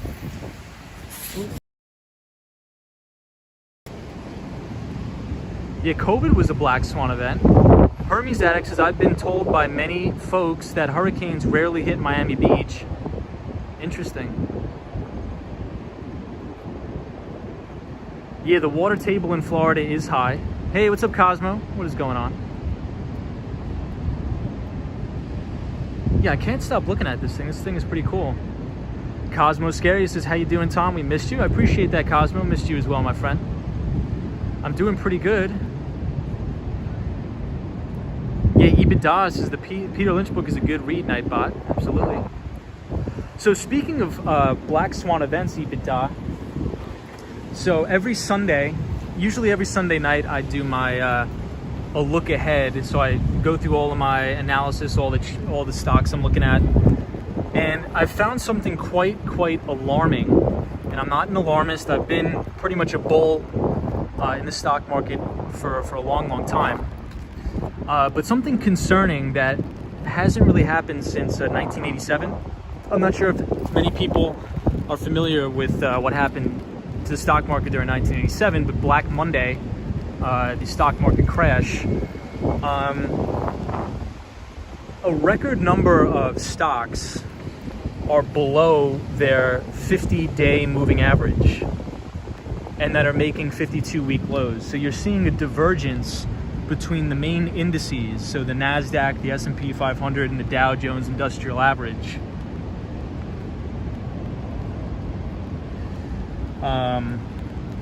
So as the indices are making all-time record highs, if you look at the breadth of the market, it's called the breadth of the market, it's extremely thin. So really the only stocks that are near record highs are big cap tech. So if you think about Apple, Microsoft, Google, and those are the stocks, since it's market cap weighted indices, these make up the majority of the index. So if you really, what I like to call looking under the hood, if you look under the hood, there's a lot of damage, a lot of damage. So I'm not calling a top or anything, and I'm still bullish on this market, and you guys know my opinions. If you want to know where the stock market's going to go, you have to look at the debt market or the bond market. When you have a stable 10-year yield, usually that means any correction in the stock market is a buying opportunity. But when you have an uncontrolled sell-off in the debt market and you have an extreme spike in that 10-year yield, you know, that usually means to run for the hills. So that's the only thing that's concerning me right now, is the overall breadth of the market. The market is extremely thin.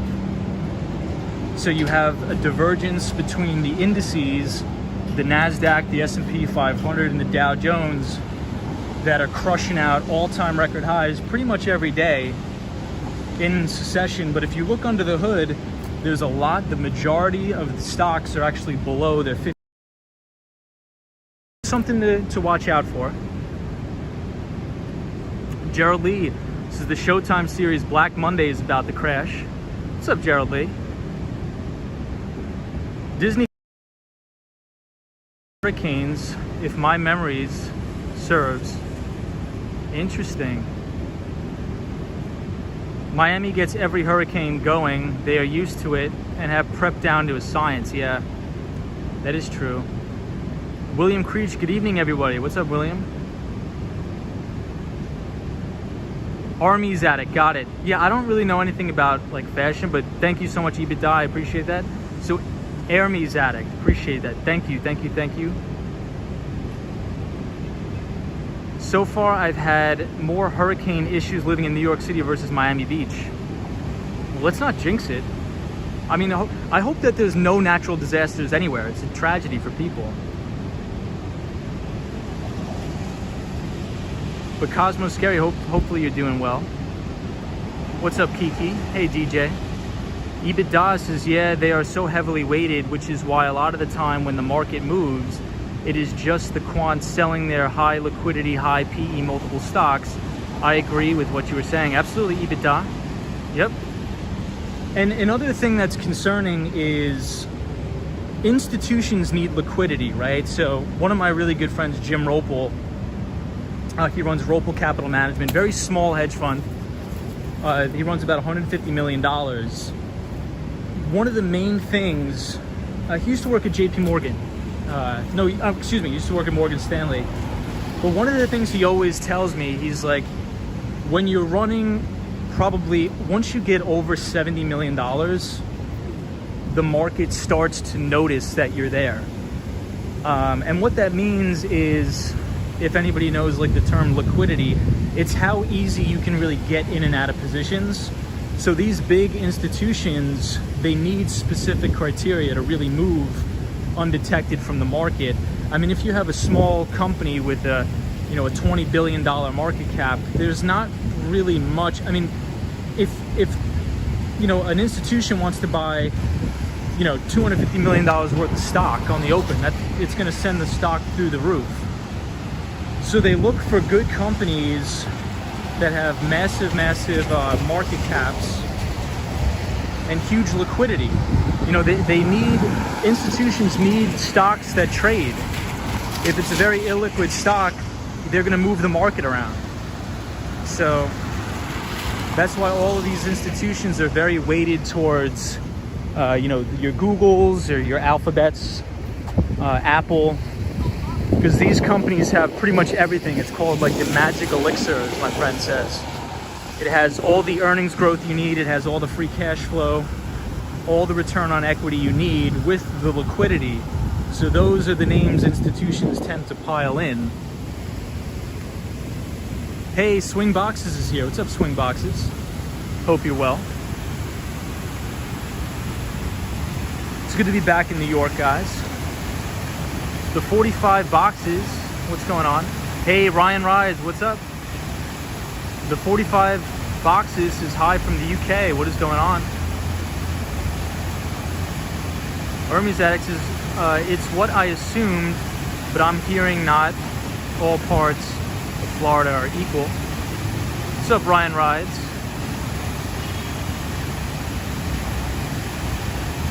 Hey, Elaine Smiths has just subscribed. Very informative. I appreciate that. Thank you.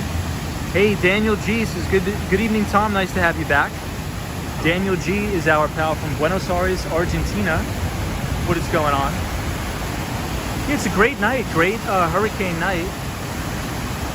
Hey, what's up, Lena Sandoval? The graphics princess. What is going on?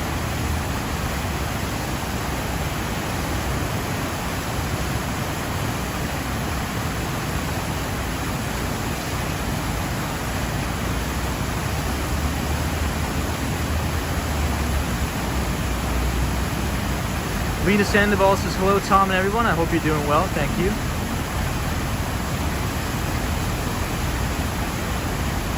Hope everybody's having a good night. Ibida says, I feel like Miami does dodge a lot of hurricanes. They either hit Texas, Louisiana. Yes, that's true. Or right up the East Coast.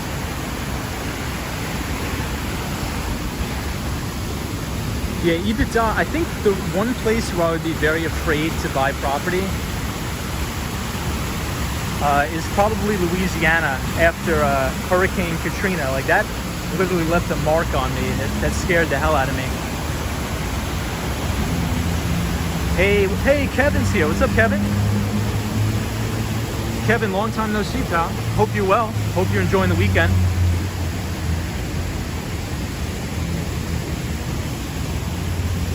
You know they hyped up a hurricane when our halal friends are not here. These halal guys are out in the rain, the snow, if there's a global pandemic, if there's a massive shootout, they're here. Hey, George Faith is from Phoenix, Arizona. What is going on? Lena Sandoval says, be safe with the hurricane. Thank you, I will. DJ says, and Tom, what happened to your skate? I got a new skateboard, but I'm not riding it tonight because it's too rainy.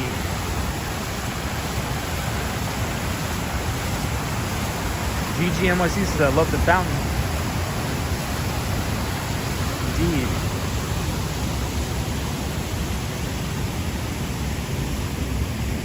So we are right here at Radio City Music Hall.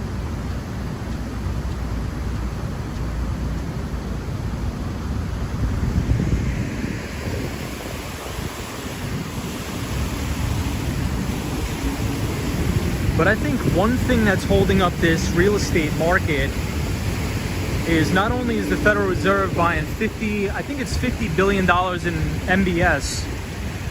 MBS is mortgage-backed securities, but also these eviction moratoriums. I mean, I don't know what's going to happen with that. I mean, that is really scary, but we'll see.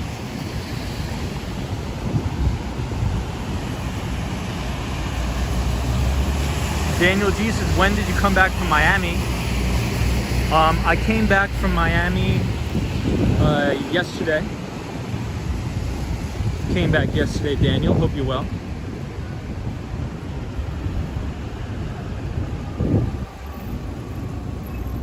Hermes says, those halal guys' trucks are all about making money. Yeah, I'm surprised they took off. Yeah, well, I mean, it was Fear City. Fear City. Hey, it says, hi from Buenos Aires, Argentina. Regards, we are... Hey, what's going on? What's going on?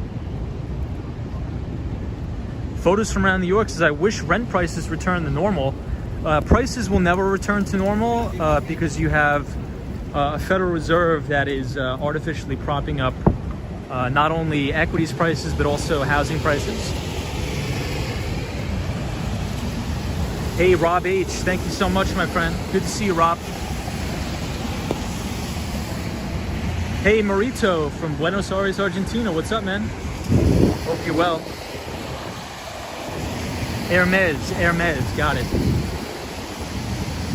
So Ibida, another thing that I'm watching this week, Jerome Powell, I think, is going to give his speech on Tuesday, I believe.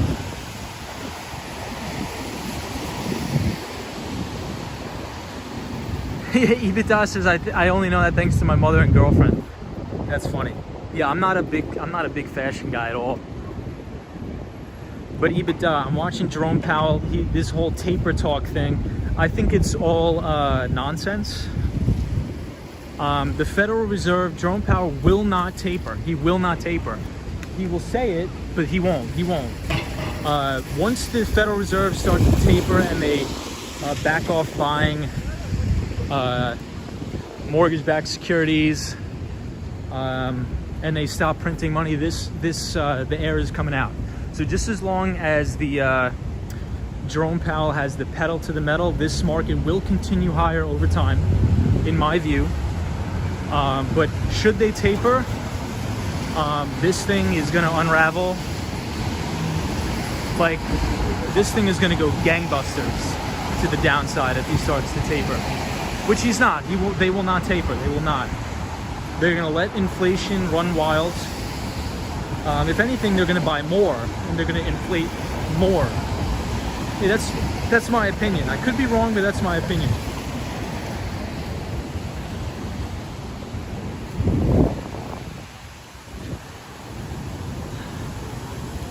So I always listen to Stanley Druckenmiller. He's like, ever since the 2008 financial crisis, the number one thing that you have to look to is what is the Federal Reserve doing? That's number one. That's above fundamentals. Stanley Druckenmiller is the greatest investor of all time.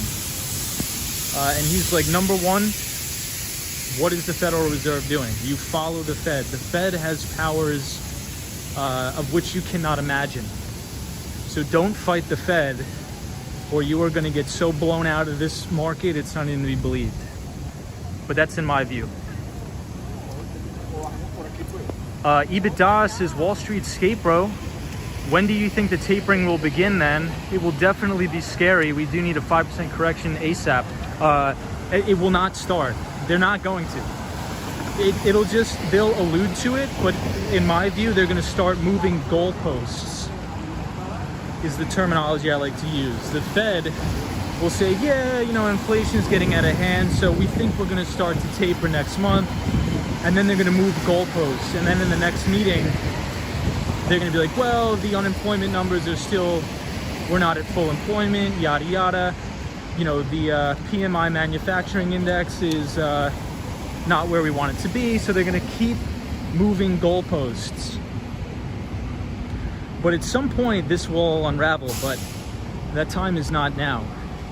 So in my view, any sort of pullback in this market is a buying opportunity, no matter what people say. And I know it's crazy. So let's take a look at the Vanderbilt building right here.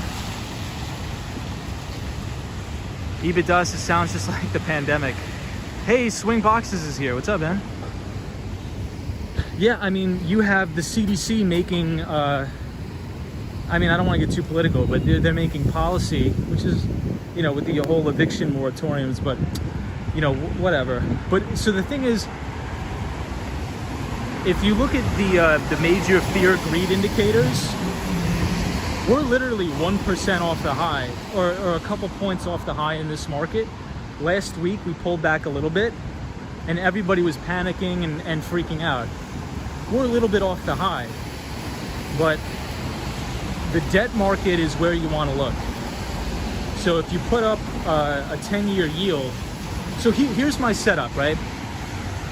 And I don't watch the market all day, I'm working, but on my IB, I have crude oil, I have a 10-year note, and I have the Dixie.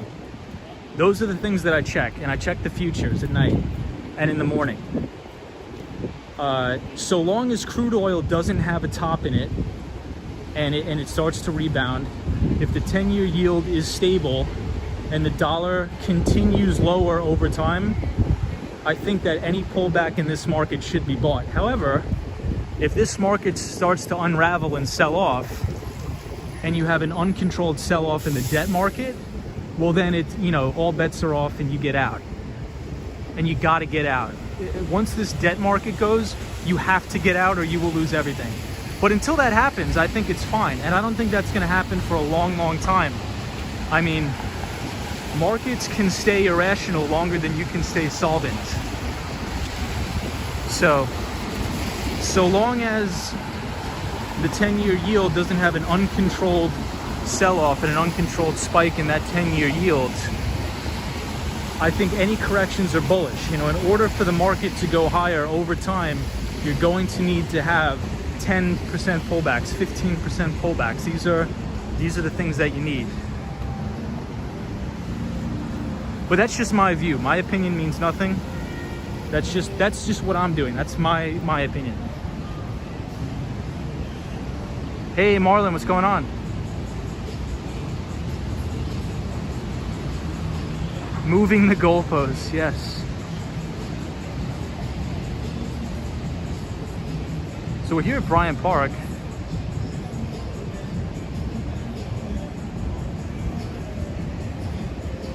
Hey, 05 from Corpus Christi, Texas. This is Hope all is well. Hey, Victoria Jones is enjoying watching you from Wales, UK. Hey, what's going on? Hey, Justin Hughes says bye, stay safe. You too. You too, my friend.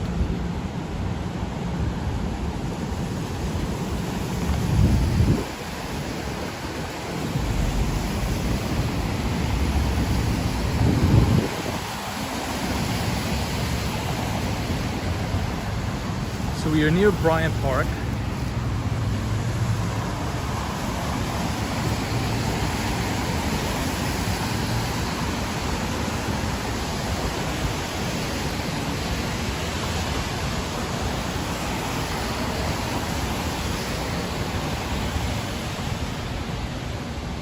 The Mighty Bulls is feeling bullish. We're coming up on the Bank of China right now. Speaking of China, the Chinese equities have been absolutely clocked, walloped. So we have beautiful New York City heroin needles.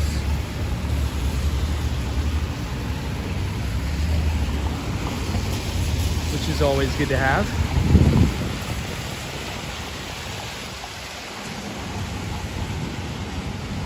So I was actually going to go to college right here. Right here.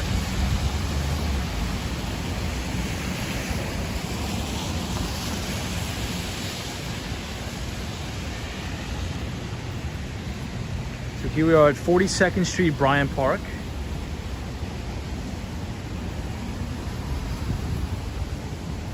Very nice. EBITDA. Yeah, I mean, I think the city is doing a terrible job in terms of providing a safe alternative for people that are unfortunately addicted to substances. I think with all the money this city spends and wastes, I think a lot of this money should go to rehabilitation treatments for people who are suffering from addiction. But unfortunately, that's not happening in New York. I think if, you know, with the way New York City spends money, we need to be spending money on building rehabilitation facilities, or at least enrolling more homeless people that are addicted to substances into rehabilitation programs. That's what we should be doing.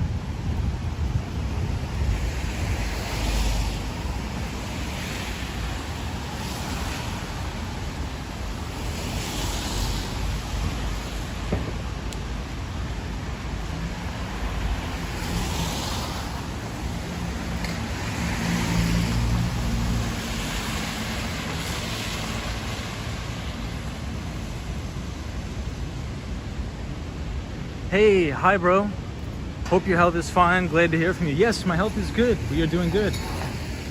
Thank you so much for checking in. I appreciate that. We're at Bryant Park. Yeah, ask de Blasio where all the money went, you know. We need a better mayor. Well, I think we're getting a new mayor. We are getting a new mayor in New York, so.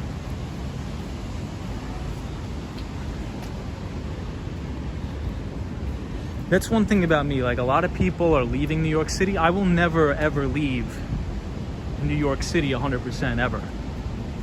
I still believe that this is the greatest city in the world. The opportunities are here. This is where everything's happening. New York will never go away. Wow, check out that full moon. That looks crazy. You guys see this? Crazy full moon there. That looks, wow. Look at that. I'm not sure how it's turning out on the stream, but in person it looks wild.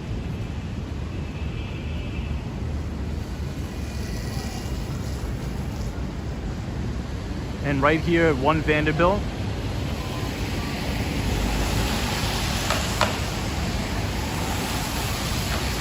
the Mighty Bulls has no rehabilitation in prisons.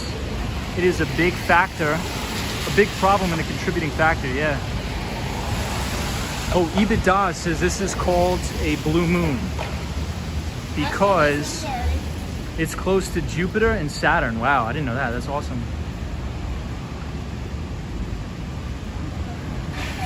NYC says you always find the perfect full moon spot. Isn't that great? Wow.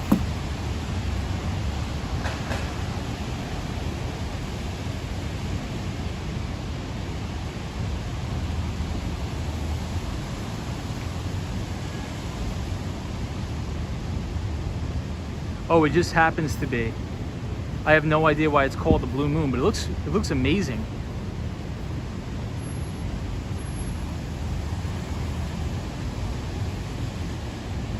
Yeah, Hermes says it's the best city in America, but tax-wise, Florida works. So surprisingly, oh, Hermes or whatever, I apologize. Surprisingly, Florida does have very high property taxes. So, I mean, the government's gonna get you one way or the other. The property taxes are high, but I mean, the tax bracket I'm in here in New York for income tax, I pay 6.85%. So almost 7% of my income is stolen by New York State. And then I pay New York City tax. But I mean, I love New York City. I would never leave 100%. I would just be back and forth.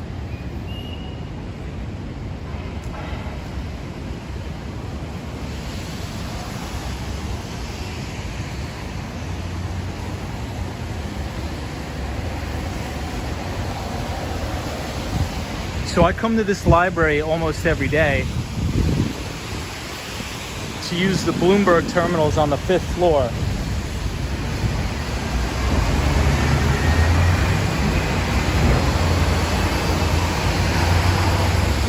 So right here, you can use the Bloomberg terminals for free on the 5th floor. If you want to take a lunch break and move some crazy size around, you could do that right here. Just kidding. Hey, and this is EBITDA's dad's old boss building, the Stephen Schwarzman Library. Beautiful in there. So I actually had an appointment that I missed in this library to read one of the only copies of Margin of Safety by Seth Klarman. So I'm not sure if a lot of people are familiar, but Seth Klarman is renowned by Warren Buffett is one of the greatest investors of all time in terms of what's it called? In terms of value investing, right? So value investing pretty much has not worked over the past decade since 2008. But if you're interested in value investing, you should check out this book, Margin of Safety by Seth Klarman.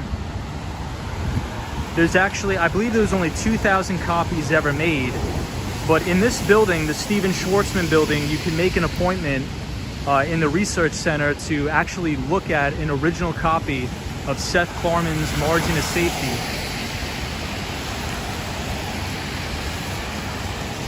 Hermes says, yeah, but so does Manhattan real estate taxes. Our income bracket will hurt us tax-wise. Otherwise, I'd be in New York City too. You're right. That's a great point. You are right on that. Hey, DJ says, whoa, beautiful there. Yes. Hey, KCG says, I love that library. Bryant Park is awesome as well.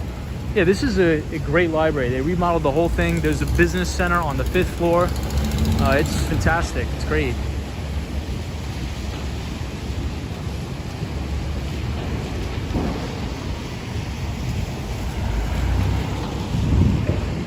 So we'll take a look at the front of the Stephen Schwarzman building. In my opinion, this is probably one of the most beautiful libraries in the entire world. One of them. I don't blame you, as New York City had so much, in my opinion. This just works better for our plans now because we're European focused and plan to do that. Very interesting. Yeah, I think people just need to do what's right for them. I still love New York City, but if I can have a place in New York and in Florida, that's just where I want to be long term. Hermes says NYC Miami, a smooth 3-hour flight. It's light. Yeah. So my flight was 2.5 hours. I was from Miami to JFK in 2.5 hours. Hey, James is 2 lions. Yes. Beautiful here.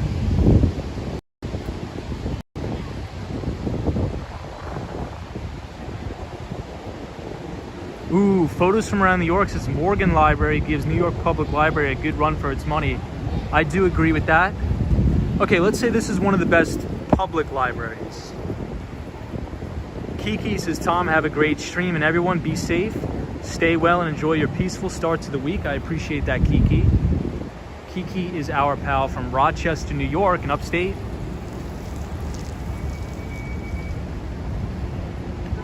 Yeah, so that's another reason why I chose Miami, because it's so easy and so seamless to be back in New York City in 2.5 hours. And I think with technology, in 20 years from now, or maybe 20 to 30 years from now, you'll probably be able to go from Miami to New York City in 40 minutes.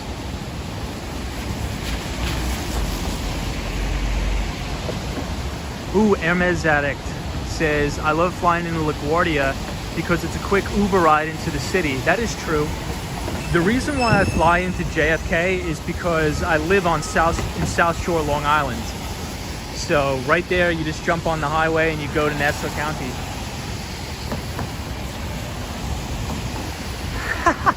Oh man, EBITDA says, thanks. Unfortunately, there will be no peaceful start to the week. Dude. Hey, Northern Flicker says, greetings from Oregon. What's going on? Welcome to all of our viewers from Oregon. So EBITDA, on a serious note, my friend, you got to make sure that you take care of your health, because investment banking is extremely, extremely stressful, even though it's an extremely, extremely lucrative career. So hopefully you are not super stressed out. You can, upkeep your physical activity, maybe try to do yoga or meditation or something like that.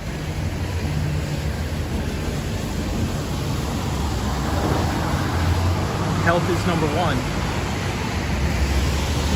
So I went to my doctor, I went to my primary care physician, and she's like, you have to start to meditate and try to reduce your stress levels as much as possible, because even she's like, you're young now, but if you maintain the same level of stress in your 30s and 40s, it's going to be a big problem. So she told me, she's like, it's really good that you're active, that you're a runner, you play soccer, but you have to at least take an hour out of your day to do yoga or something, because you do too much. So I think if you work in tech, or you work in investment banking, or really anywhere, if you work anywhere, you got to make sure you put your health first, in my opinion. So, and that's for anybody in the chat. You got to make sure you focus on your health and reduce the stress.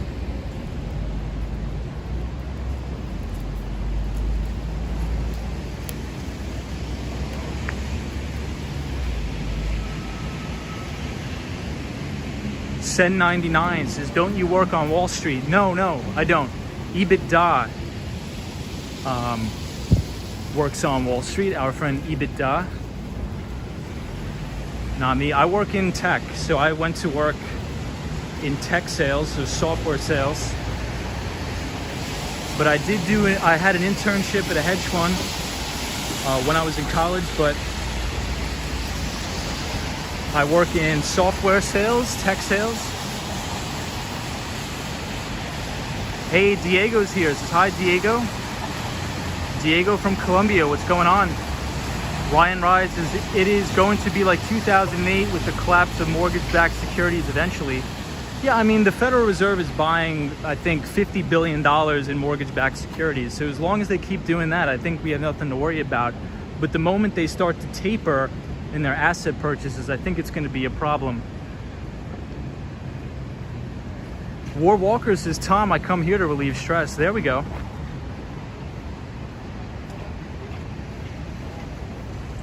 Wow. Cosmo Scary says, we had the most rainfall in an hour in New York City history. Gigi says, Miami seems to be the perfect place for you.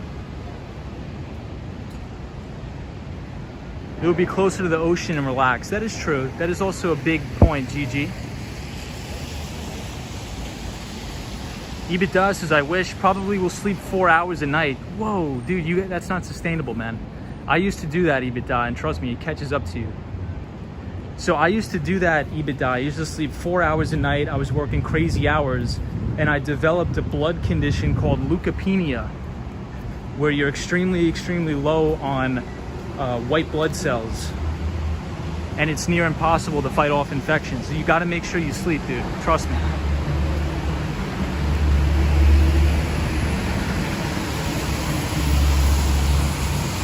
I'm trying to catch up on all the comments.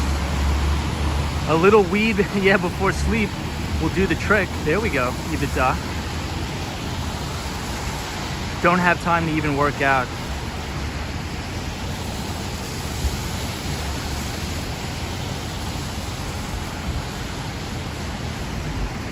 Photos from around New York says in 30 years, driverless cars will be around. It might make more sense to have a car to drive the whole way. Really, bro, Long Island, so do you travel there daily? No, I live in Midtown Manhattan, so I have a nice place here at Central Park South. Goats and Trees says, hello from Thailand. Thanks for the walking tour. I love New York City. I was there on July 4th, 1986 for the unveiling of the refurbished Statue of Liberty party. Whoa, that's crazy, dude. Thank you for that. That's awesome. Here is my follow. Thank you, are the best. Oh, awesome. Okinu, thank you for joining. Sorry, I'm trying to get to all of the comments, everybody. I apologize if I miss it. EBITDA says, damn, I wish I didn't hear that. No, EBITDA, I'm telling you, I promise, dude. Like, when I was in college, I was so obsessed. Like, the only thing that I cared about is working, making money, investing all this money. And I went too crazy. I went over the top. So there is a limit that everybody can go to. And I thought I was invincible. I thought I was like a superhuman. But if you continued to work, and I never took one day off, like all throughout college, never took one day off ever. Never took a vacation, never went anywhere, never hung out with friends, didn't do anything, didn't go to any parties, nothing. It was all work, network, make money. And I got extremely, extremely sick, and I was out of commission for like 2 months. I couldn't even lift my head off the bed. And then I had to go to the hospital, and they're like, bro, you have like literally no white blood cells. What the hell are you doing? Hey, Victoria Jones is so true.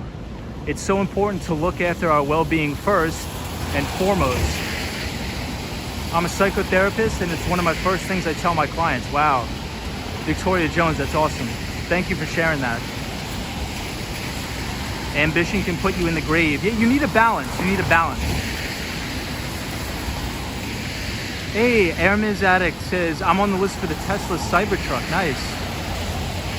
Yes, Swan. Yeah, where is the Swan these days? Chris Mills has been there, done that, took up yoga. Yeah, so my doctor said, I'm nowhere near that now. Like, I'm very relaxed. I have a good balance.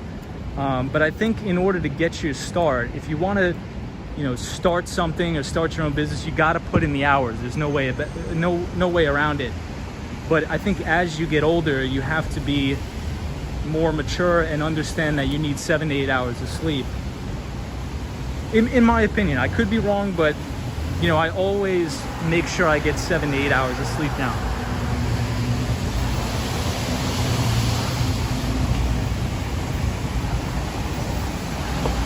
Hey, RJ, this is Olaf from Colorado, Tom. What's going on in Colorado? What is up? EBITDA says, I mean, I still have fun and definitely sleep more normal. It has just been one of those months when the deals flow. Got it. Totally understand.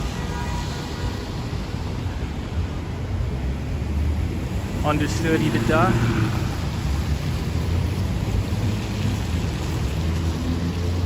Hey, Mary Rose 58 says, hello from Colombia. What is up? Welcome everybody from Colombia.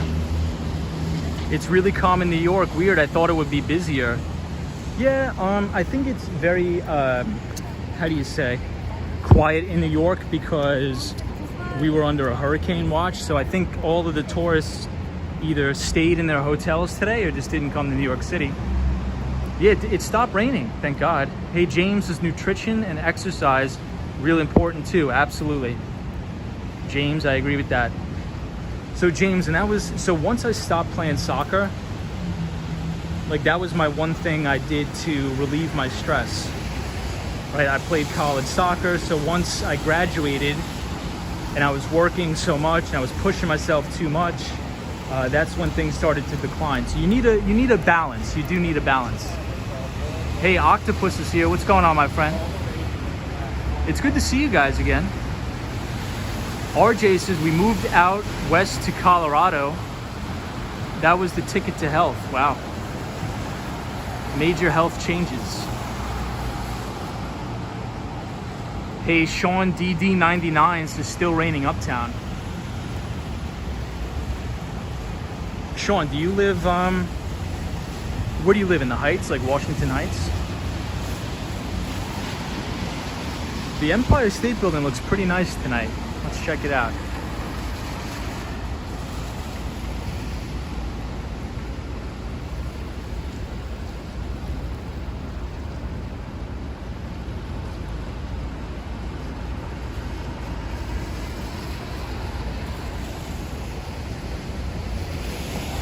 Hey, Taga Kale, welcome. Always good to have you, Taga Kale. Have a great one. Okay, Sean, not bad. Gigi says no rain on the Upper West Side. Oh, Sean, nice. Airman's Addict says, did my homeless friend ever get a place? Not yet. Not yet.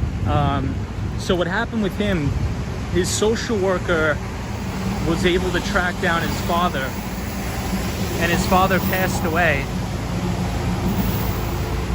And so he's entitled to some money, but it's still going through litigation and it's going through the court. So hopefully he'll be able to get the money sooner than later.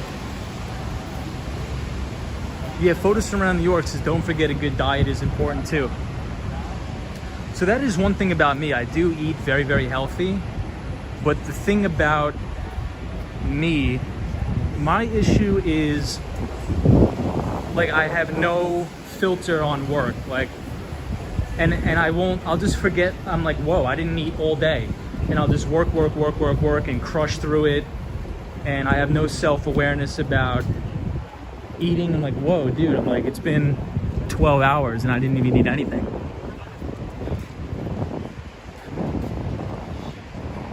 So that makes like your cortisol levels go up and all that stuff. So yeah, GG NYC says also not much coffee as well. That's my main fault, is eating 3 meals a day. I do eat fine. I eat very healthy, but sometimes I just work too much.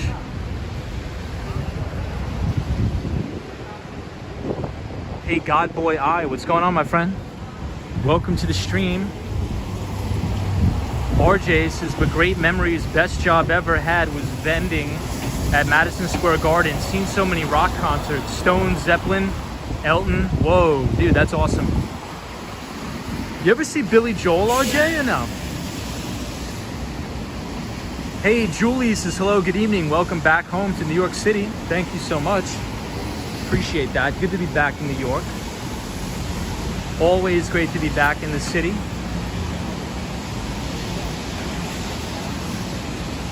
Hey, Jessica says, I heard that there was flooding in Long Island. Usually South Shore Long Island floods a lot, but the last time I looked at the weather, a lot of the storm surges were in the eastern end of Long Island, in Suffolk County, so the Hamptons. But I think everything is good. I think we're in the clear. Ooh, EBITDA says, I've seen fish at MSG over 10 times. Nice.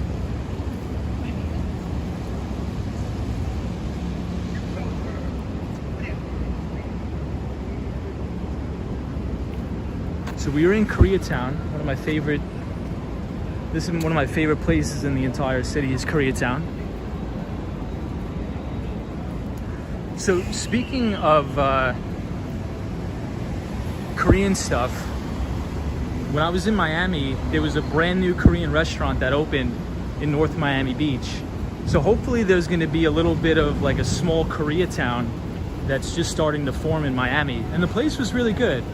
I went there. It was a small Korean spot in North Miami Beach. It was really good. Really good place. Korean food is one of my favorite types of food by far. DJ says, is it cold now, Tom? Not really. I'd say like cool. It's like 75, maybe 80 degrees. I'd say 75. Hermes. So I went to this Korean spot. If you go to Google Maps and you type in Korean food, North Miami Beach, it's gonna pop up. It's gonna be the first recommendation. And it was actually really good. It's not as good as anything in New York, but it's good for Miami because I'm not really too familiar with some really, really good Korean spots in Miami, but this one was good. Hey, Charlie, ¿cómo estás? Bien, y tú? Muy bien. Muy, muy bien.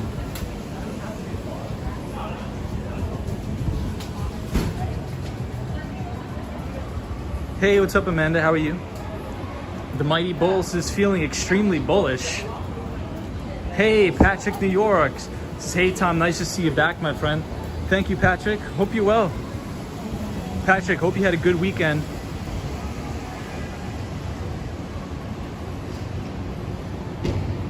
Kimchi is hard to sell. Yeah, I'm not a big fan of kimchi, but I do like kimchi sige. So kimchi sige means kimchi stew. Kimchi sige.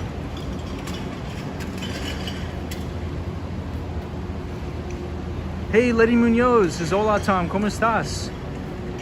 Bien y tú? Muy bien y tú?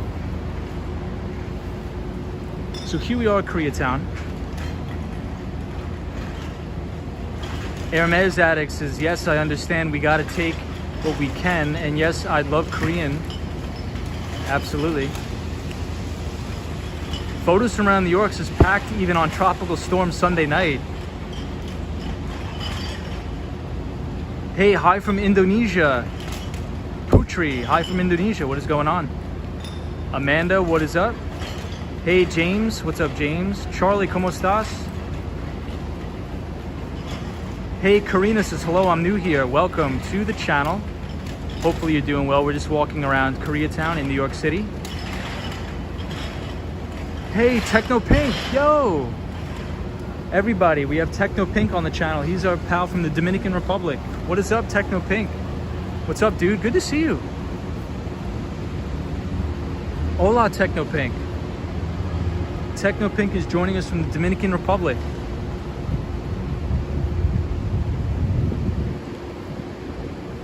Avia E-Boy says it's 9:48 p.m. for me. Nice.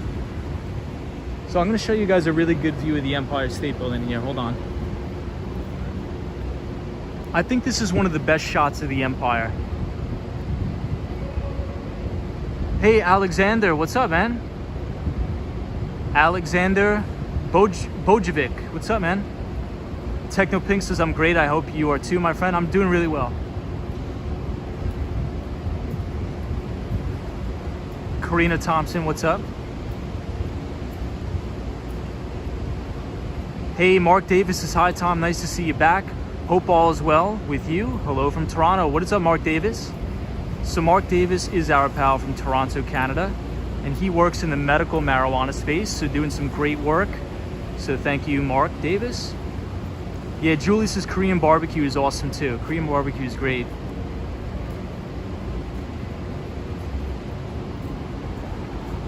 Czech Republic, nice. Letty Munoz says, we missed you, Tom. I appreciate that. Nicholas says, hey, Tom, getting a new skateboard? Yeah, I did get a new board.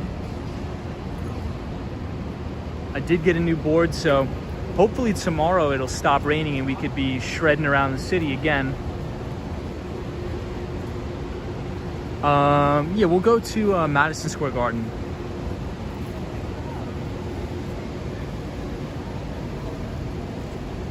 The Mighty Bull is feeling super bullish.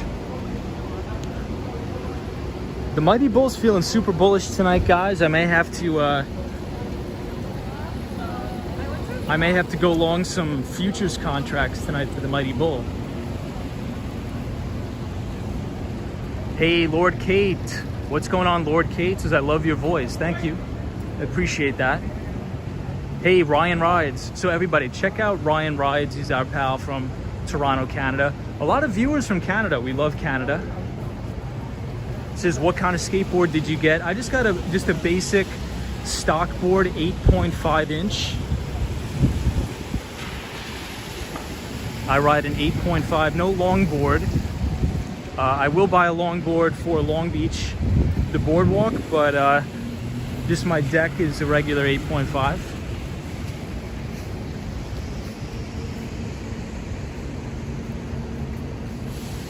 So this is supposedly a good bagel spot. I don't agree. I don't think it's that good, but if you're a tourist, you know, come to Essa Bagel. I don't think it's that good, but this is one of the bagel spots in Manhattan that is very, very hyped up. Right here, Essa Bagel. Hey, Karina Thompson says, I'm from Oklahoma. Nice. Welcome from Oklahoma. Hey, Canada Girl says, Cosmo Scary. Hey, what's up, Canada Girl? Daniel G says the use of mask is mandatory in New York City. Indoor, I mean. So Daniel, they require proof of vaccination if you want to eat inside starting September 1st, I believe. So starting September 1st, if you want to eat at a restaurant, you got to pull out your papers and show that you were fully vaccinated. If not, you can eat outside. That's the rule. And I will not put my opinion if I agree or disagree. Hey, Dario says, good evening, what's up? Lord says, where are you from? I am from Long Island, New York. The beautiful Long Island. Cosmo says, I think Essa Bagel has good cream cheese options, but the bagels are okay. I agree. Bagels not, they're all right. They're all right, Cosmo. Techno Pink, I'm working for a Big Four, Ernst & Young. Do you know this business? Of course. EY. A lot of my buddies did consulting at EY. They're right at Times Square. So their main headquarters is right here in the city at Times Square, of course. And I used to work with a lot of consultants from Deloitte and Ernst & Young when I used to work for Sprint/SoftBank. We hired a lot of Deloitte and EY consultants. So I'm very, very familiar with EY and Deloitte. Jessica says, looks a little breezy. It is a little breezy here, but at least the rain stopped. So we're coming up on Madison Square Garden. Hey, Daryl says, hello from Chicago, Illinois. An action kid is back in New York City. Absolutely. Daryl, nice to see you, Daryl. Ibada says, Wall Street Skate Bro, what's your opinion on New York City vax mandate to eat inside? I said I won't comment on that, but my opinion is I think it's a bad idea because the city is putting all of that responsibility on the small business restaurant owners when they already have so much responsibility as it is. So not only do small business owner restaurants in New York have to build these shanty shacks just to stay in business, but now they have to take on the responsibility of checking vaccine passports at the door. And if they accidentally let somebody in with a phony passport or vaccination card, they're fined $1,000 per person. That's crazy. Like, if the government wants to put in place something as crazy and bizarre as that, they should use their own manpower to do so. The cost should not be passed on to the small business owners. So if you want to do the mandatory vaccination cards to eat inside, well, then New York City should have city employees doing that. The small business restaurant owners should not have to bear that burden. So that is my opinion.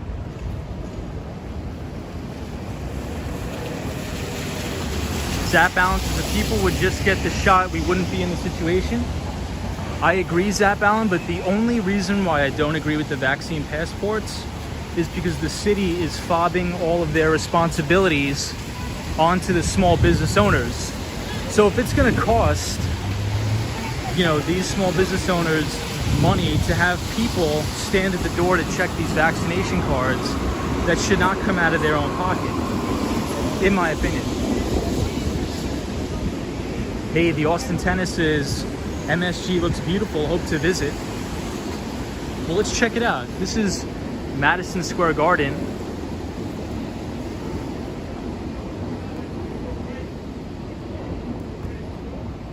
EBITDA says, I was just messing with you, asking about that, but agree with your opinion. That's a tough spot to be in. Yeah, I mean, if the city wants to do something like that, you can't just say, hey, if you're a small mom and pop shop running on razor thin margins, like, you have to enforce this thing. Like, there's going to be customers that are going to be going crazy. So the city has to step in and do it themselves. Yeah, James is right. Small business owners are already struggling. Daryl says most small business owners are barely keeping on businesses anyway. Yeah, exactly. So if the city wants to mandate that, the city has to employ the manpower to help them, do that. Like, why do they have to incur that cost? EBITDA says, I love Madison Square Garden. So many amazing shows and special memories there from all the fish shows. Used to seeing the tanks, balloons outside though. RJ says, also sold Ranger like Knicks programs in front of the forums by ticket counters. Nice. Shaky Dave says, I am in New Hampshire. Henri is over us, but just rainy. Shaky Dave, welcome to the stream. Jessica says, Florida hasn't had a hurricane since Irma and has 2 tropical storms hit the panhandle. Do not count. Well, let's not jinx Florida. Please, I hope all the hurricanes stay away. Later when I go to America, please recommend the best place to eat. So I would go to Becco. So Becco, great Italian place.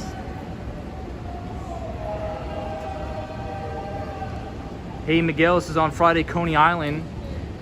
Hang out with a firewall.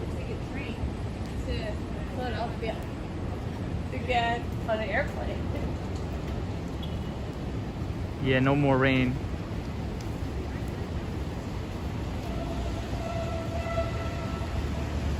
So we'll take a walk around the other side.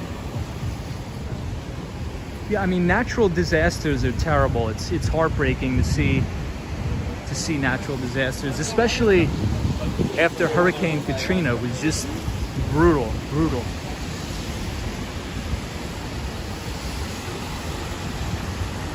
So we are here, West 31st Street and 7th Avenue. So Paris Baguette is actually a Korean-owned chain. A lot of people think it's French, but it's not. It's Korean. I'm not sure if anybody knew that or not, but Paris Baguette is Korean. So let's walk around Madison Square Garden. We'll see what's going on.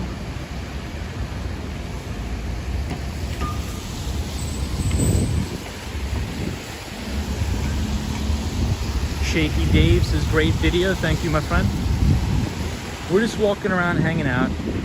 I've been away for a while. I apologize, but I needed to get some stuff done.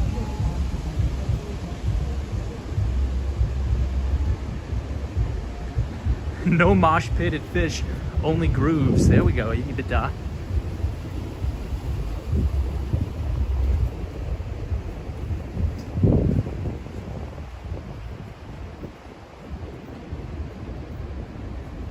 Franco, hey, what's up? Miguel says, I like your YouTube channel. Thank you, Miguel. Appreciate it. We're just hanging out tonight. You guys just vibing, just hanging out, trying to relax. Shaky Dave says, I do not know New York City at all, just what I see on YouTube. That's okay. I mean, New York City is beautiful, so we're happy to have you here during the hurricane, but thank God it wasn't actually that bad. So this is Madison Square Garden, where the Knicks, the Nets, the Knicks, the Rangers play. I know, Cosmo, we just need Fernando here. So thank you everybody for joining. We're usually on a skateboard riding around New York City. So if you're new here, feel free to subscribe to the channel. And I hope everybody has a great week. We are at 34th Street, Madison Square Garden. And we're gonna walk and see the Billy Joel. I always like checking out the Billy Joel picture here.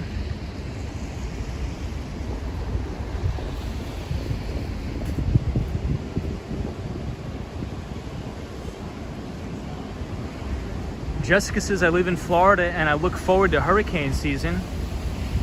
So I'm hoping we get a good hurricane. I like category 3 or 4. What? That's crazy. I mean, I don't hope that. I mean, who knows? Hey, Austin Tennis says, have a great week, Tom. I appreciate it.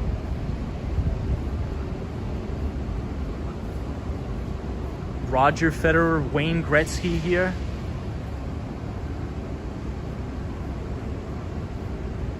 Wow, EBITDA, I did not know that.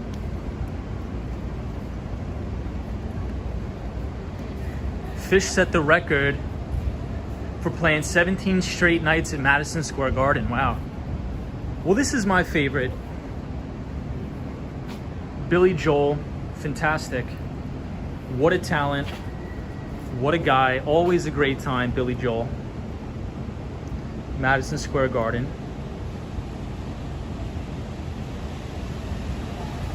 Hey, Shaky Dave, yeah, I'm a big Billy Joel fan.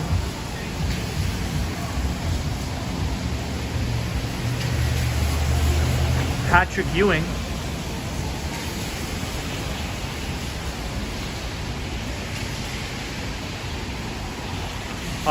Scenes from an Italian Restaurant. Favorite Billy Joel song. Scenes from an Italian Restaurant.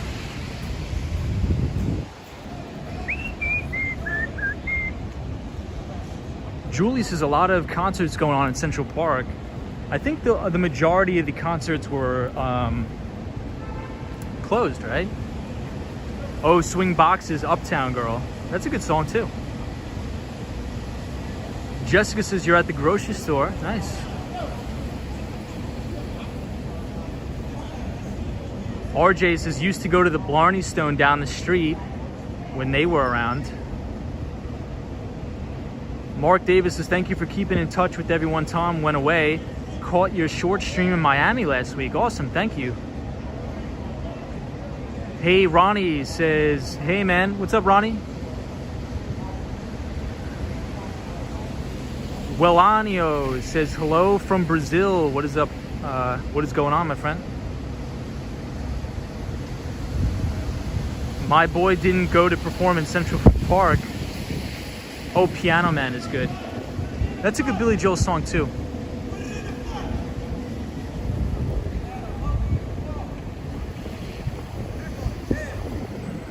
Yeah, Scenes from an Italian Restaurant is probably my favorite. It's the most dynamic song in my opinion. My favorite part of that song is the saxophone riff. I believe at about 3 minutes and 40 seconds.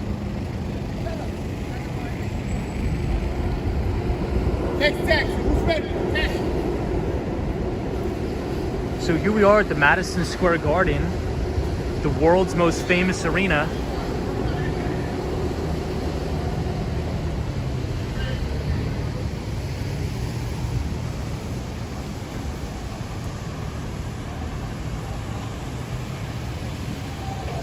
Mom, I'm not going to Columbia University.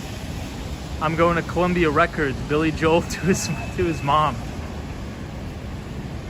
Can I ask there what time it is? I actually have no idea what time it is, so if anybody wants to drop that in the chat, much appreciated. I'm not sure what time it is.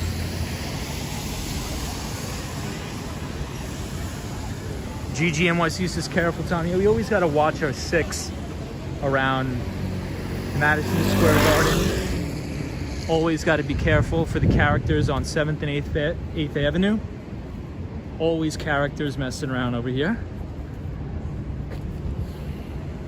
Hulu Theater at Madison Square Garden.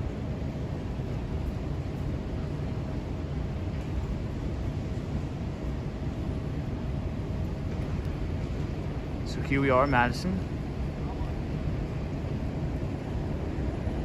Oh, it's 10 p.m., so still early. Hey, Savannah, what's going on? Hey, Franco says New York is beautiful. It's very beautiful here. Daniel Perez says the storm is leaving Connecticut. Yeah, New York State of Mind is a good song too.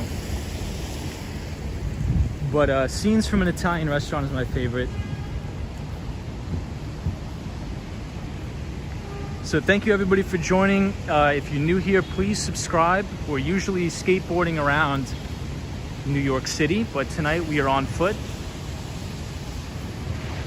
Yeah, Dottie Sweeney says, glad the hurricane missed Florida. So the Panhandle did have a tropical storm, but I forgot what it was called. Daniel G says there is a wonderful view of the Empire State Building on the next corner. Yes, there is. Appreciate the blues, says Treasure Hunter. Yes, full moon tonight. Charlie says, ¿Cómo estás? Muy bien.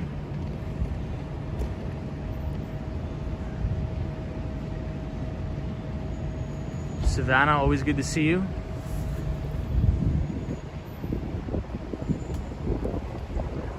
The Mighty Bull, what are your thoughts on Billy Joel? Are you a big fan or what?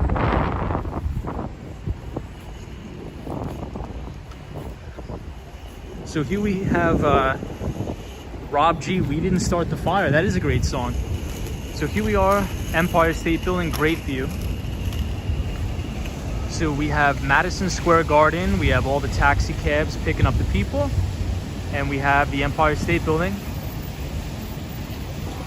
RJ says down street, right side is where I used to be an employee entrance, where I rode the elevator with likes of, wow, Jabra, Clyde, and others. That's awesome. Jessica says, wow, the wind really picked up here. Great view of the Empire.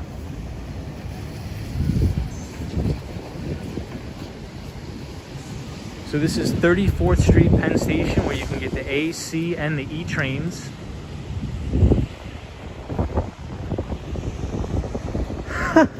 Mighty Bull, I love the Mighty Bull.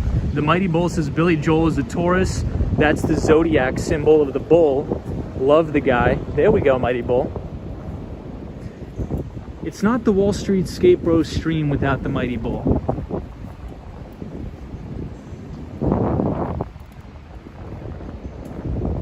So this is a look inside the new Moynihan train station in New York.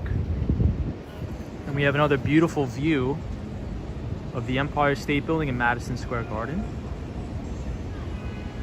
Alexandria says, I'm checking AccuWeather.com right now. The storm Henri is actually turning around and headed south into Pennsylvania. Jeez. Rob G says, Long Island Railroad and Amtrak entrance from the post office. Yes. So right here, this section right here is the post office. The only time I've ever mailed anything was right here. I had to mail a check to my landlord because they're so backwards that they only accept physical checks. I couldn't believe it. And that was one of the only times I ever wrote a check. DJ says beautiful views. Ryan rides as the Mighty Bull is everywhere. Shaky Dave says, Henri, go away, come again another day. Mark Davis's Empire State Building is the Swan. Where is the Swan? I haven't seen the Swan in weeks. I hope he's okay. The Swan is amazing. I haven't seen the Swan ever. Do you consider New York City to be the greatest city on earth? Yes, I do. New York City is by far the greatest city in the world. So here we have another view of the Empire State Building. Hey, Techie Fish Girl says, I've never seen the Empire State Building in real time that close. Nice. Well, welcome to the channel. We appreciate you being here, and hopefully we will see you on streams in the future. Mike from Trinidad says, good night, everyone. New subscriber here. Hey, Mike from Trinidad. Thank you so much for joining the channel. Sean says he's coming back tomorrow. Jessica says, where do you go to get your food shopping done? It depends, but I've been going to the Whole Foods near Columbus Circle. Holy smokes, didn't realize Henri did a 360 turn into New Jersey too. Yikes. So everybody, I'm on 10% battery, so the phone may die. If the phone dies, I appreciate everybody. I really, really appreciate everybody continuing to support the channel. And I hope everybody has a great week. Brandy says, I am a bit old school and write checks for rent every month instead of using the app. Shaky Dave says, where's King Kong? If you zoom in, you can see King Kong on the left-hand side here. Right here.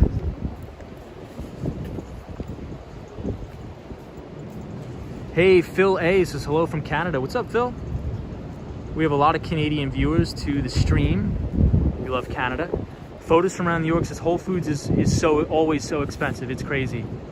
Jessica says it's 106 degrees in Florida today. GG NYC says, thank you, Tom. Always good seeing you. Thank you. It's good seeing you as well. Phil A is from Saskatchewan, Canada.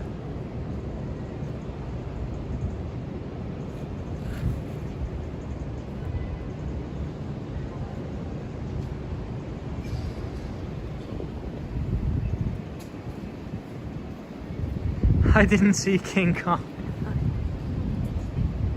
Are you sure you really pointed to him? Oh, I'm 100% sure. You know, since the phone's gonna die, everybody, let's just start to head back up to my apartment on the Upper West Side. Might as well. Yeah, so it seems like we have a big viewership from Canada. We love our neighbors to the north. Love our Canadian pals. Hey, Sunshine New York says, hey, my buddy is back. Yay, Sunshine, what's up? Yeah, so I've been away. I've been in Florida, looking at some real estate. Apologize, and I had to take some time off to get some medical stuff sorted away. But Sunshine New York, always a pleasure seeing you. Always a pleasure talking to you. Literally Nothing says, hi, can you say my name, please? Literally Nothing with the Patrick Star profile picture. What's going on, Literally Nothing? Hope you're well. Sunshine New York is our very, very amazing moderator to the stream, so we appreciate Sunshine New York. Alexandria says it's 106 degrees in Florida.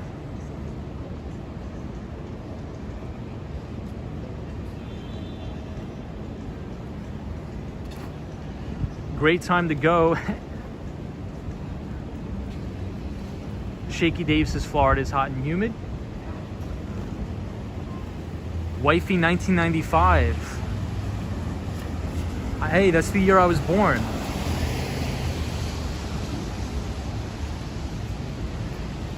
What's up, everybody from 1995? Best year to be born on the face of the planet is 1995. A lot of good things happened in 95. Hey, Gerald Lee says 1.11K subs now. Thanks. Oh, congrats, Tom. Oh, Gerald Lee, that's awesome. Well, thank you everybody for subscribing to the channel. I do appreciate it. I really, really do appreciate it. Looks like you